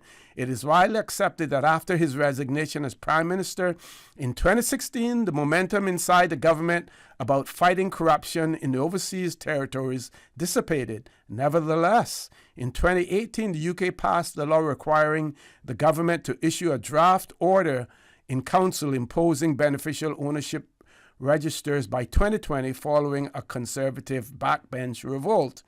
Mitchell, then a backbencher, was one of the rebel Tory MPs.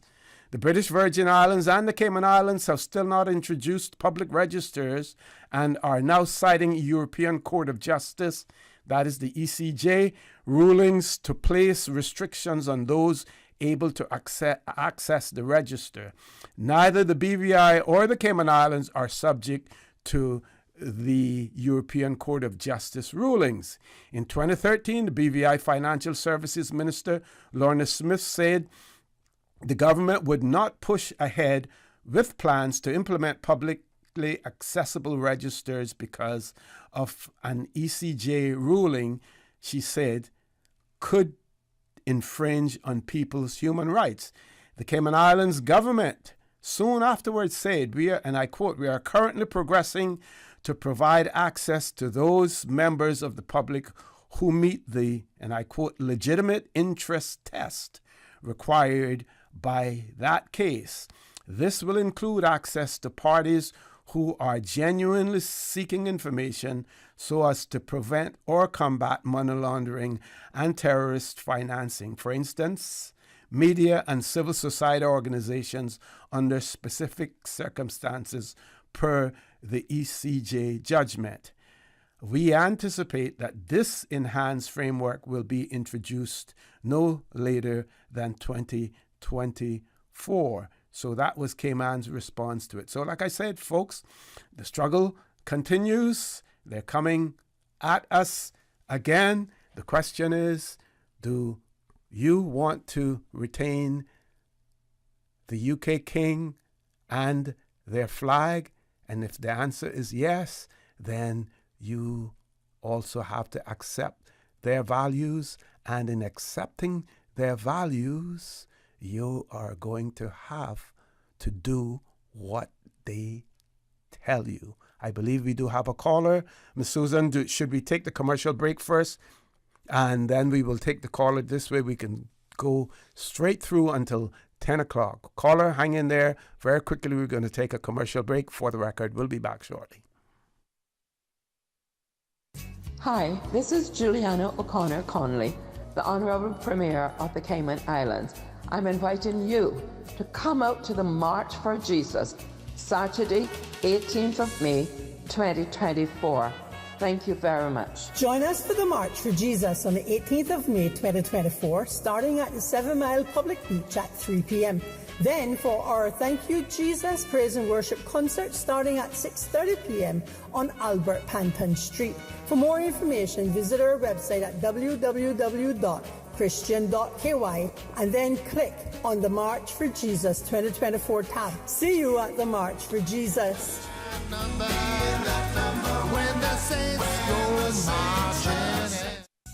At Doctors Hospital, we know life happens, and usually when you least expect it. So when unexpected medical issues arise, you need quality care close to home. Located in the heart of Georgetown, our accomplished team of physicians and medical staff treat minor urgent conditions such as migraines, chest and abdominal pain, shortness of breath, burns, broken bones, open wounds, and more. 24 hours, 7 days a week with no appointment necessary. Peace of mind is important when life happens. At Doctors Hospital, we're always here just for you. Need to speak to someone? Call 949-6066.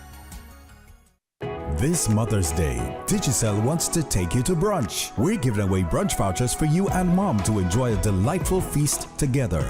Winning is easy. Simply activate the postpaid Supreme plan or the 30-day Prime Max plan, and you could be our lucky winner. Don't let the chance to treat mom to a special day out slip away. Visit your nearest Digicel store today or hop onto the My Digicel app for your shot at winning. Make this Mother's Day a memorable one with Digicel.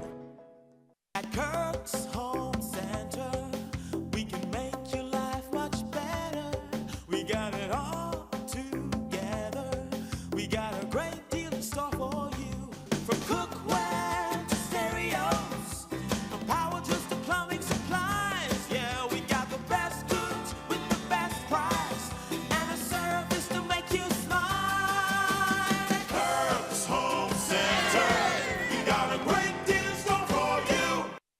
this is Ronnie Anglin. I work in the water sports industry. I'm concerned that our islands are at a high risk of coral bleaching and coral disease outbreaks. Rising sea levels, sea temperatures, and ocean acidification have caused catastrophic increases in the number and severity of coral bleaching events, disease, and death. Snorkeling and diving may one day not be an option. To learn more about climate risk to our islands, visit www.gov.ky/climate change policy. Can you imagine your home completely organized? At Brand Source Custom Closets, we can. We specialize in designing and building custom closets and storage units for any room in your home, including the garage. With tailored designs and custom LED lighting solutions to fit your lifestyle and budget, our custom closets expert is committed to enhancing the value of your home with a solution that is uniquely yours. Visit our showroom or call 623-6774 to schedule a no-obligation appointment with our design expert. Brand Source Custom Closets, 209 Dorsey Drive, Industrial Park.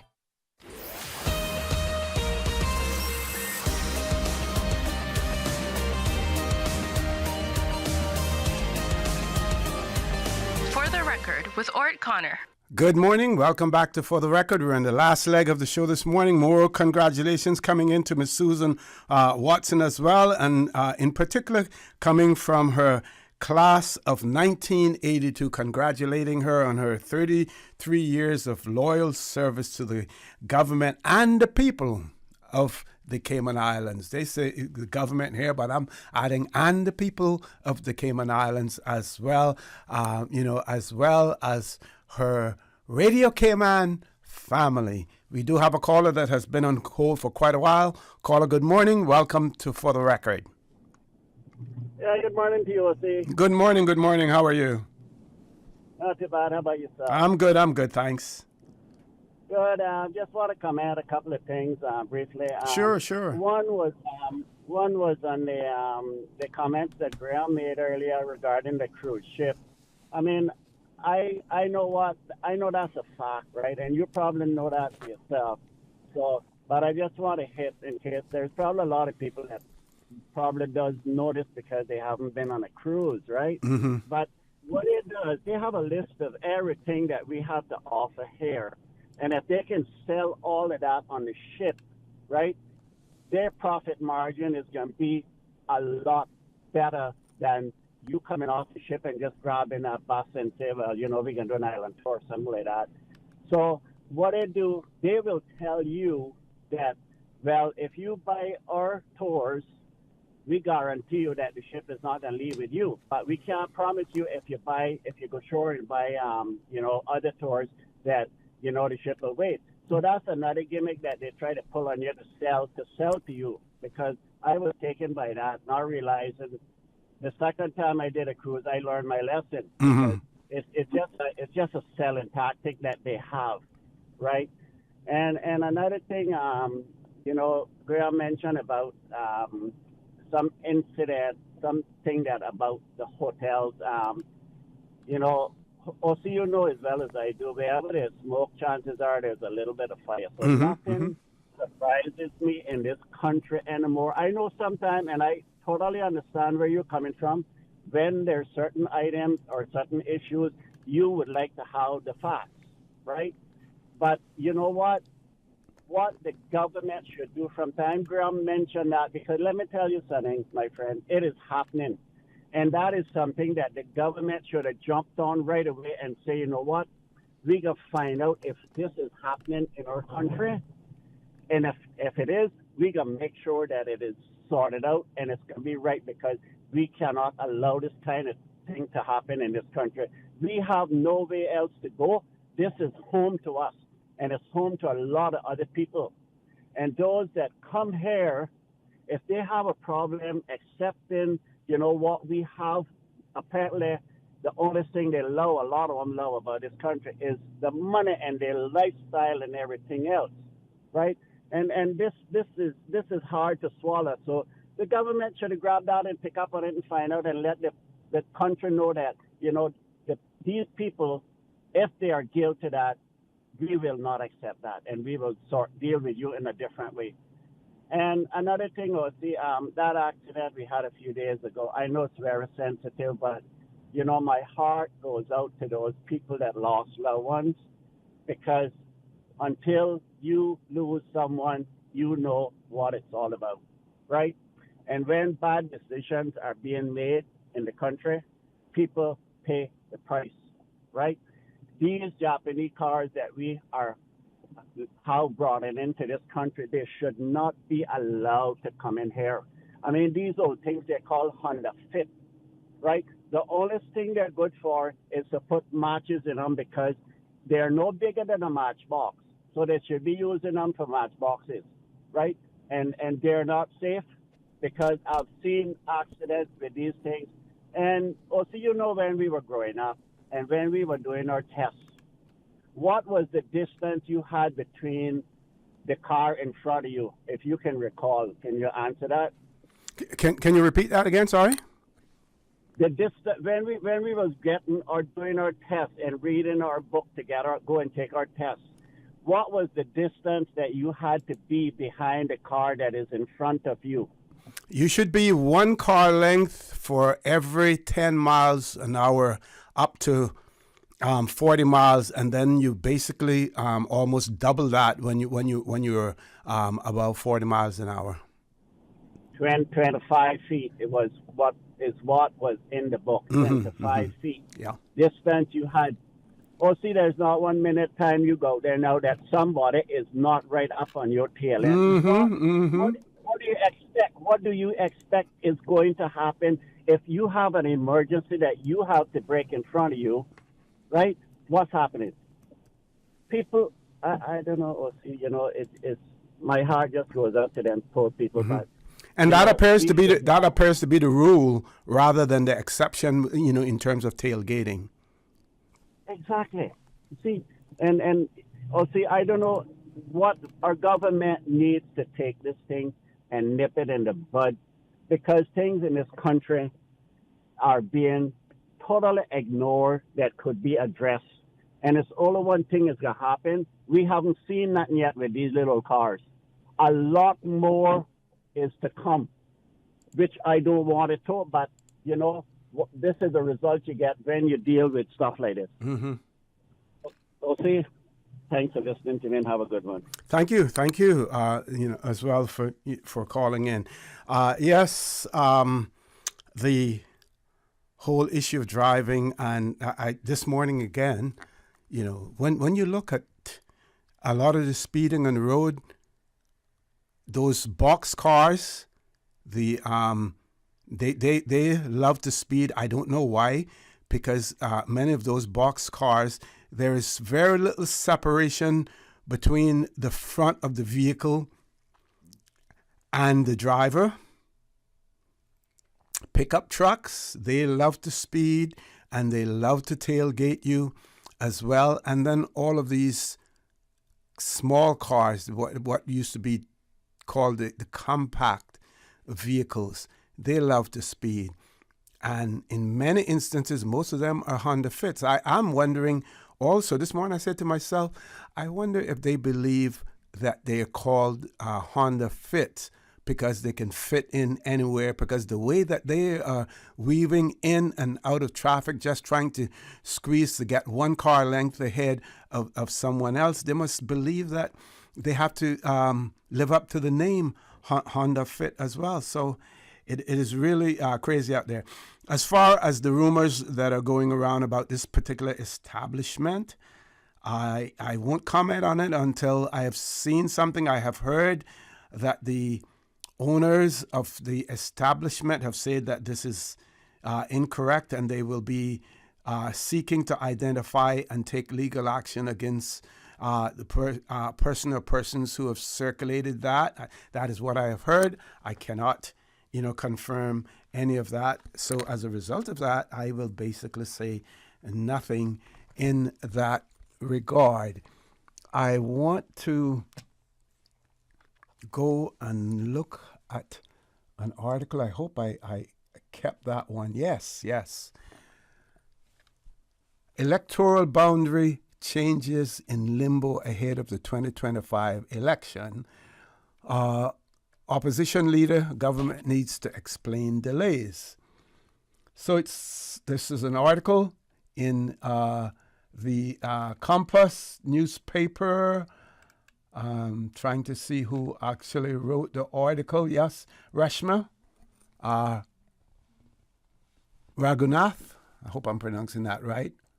Raghunath says 9 months after the Electoral Boundaries Commission's report was delivered to government, there is still no word on whether the recommended changes to constituency lines have been accepted or will be implemented.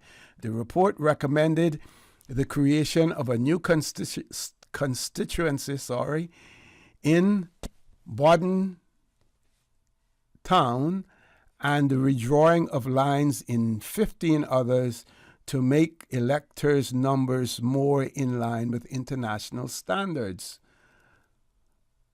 Compiled by Commission Chair Lisa Handley and members Steve McPhail and Adriana Webb, the document was delivered in August of 2023. However, the deafening silence on the report to date worries Leader of the Opposition, Roy McTaggart, as the 2025 general election approaches.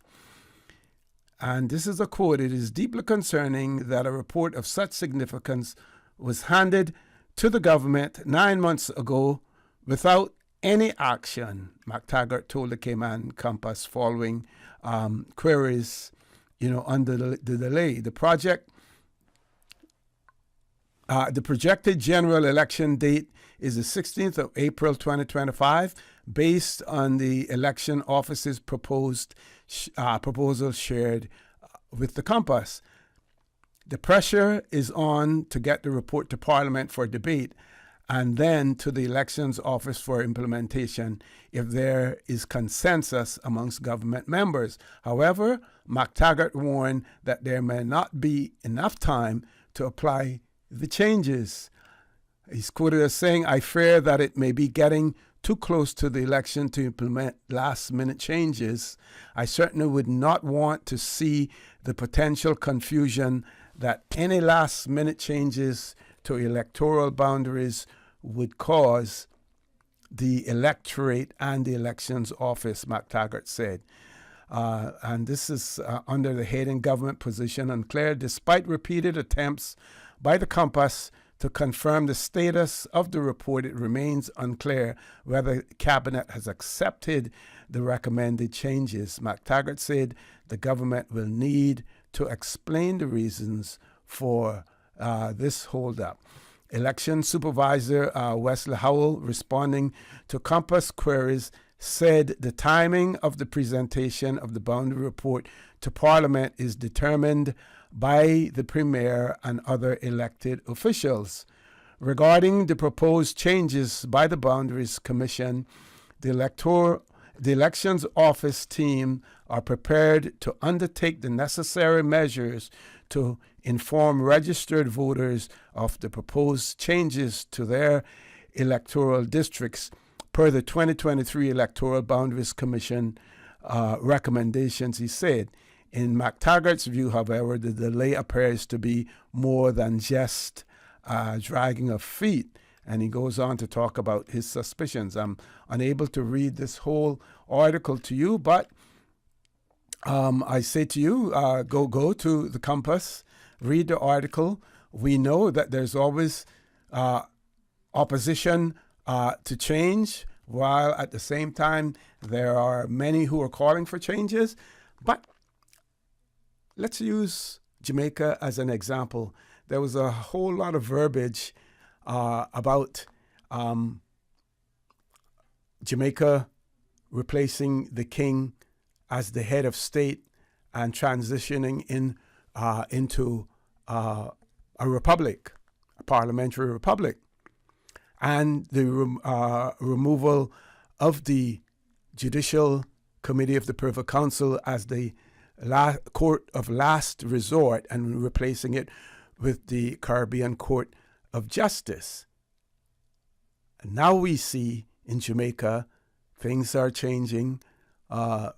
People are again dragging their feet. There's opposition as well. So you're always going to get that, from politicians, and you're going to get it in especially an election year as well. But we will wait with bated breath to see exactly what transpires. Folks, we've reached that time of the morning, 10 o'clock, where I will have to leave you. I want to thank all of you who joined in with us this morning. I want to thank the Cabinet Secretary and the Director of Communications, Ms. Onisha Richards, for being in the studio with us as well. We know that you were fully informed as to what is taking place, what their mission is as well. I want to remind you that we are our brothers and their sisters' keepers.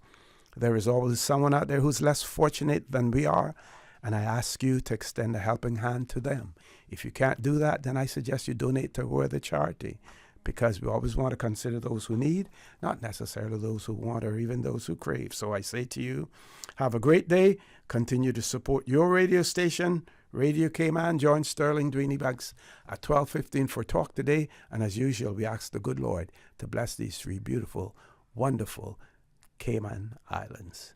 For the record, proudly brought to you by Brand Source Home Gallery, inspiring luxury, and JN Money. From abroad to yard. Fast, affordable, convenient. Doctor's Hospital. Peace of mind is important when life happens. Doctor's Hospital, always there for you. Call 949-6066. And Cayman Airways. Call them on 949-2311 to book your nonstop flights to Los Angeles and Panama. And now, Barbados. And Digicel, Cayman's bigger, better network. And March for Jesus. 18th of May, visit christian.ky for more information. And Kirk Market, experience a world of choice.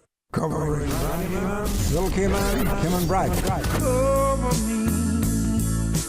Cover me. Radio Cayman in the Cayman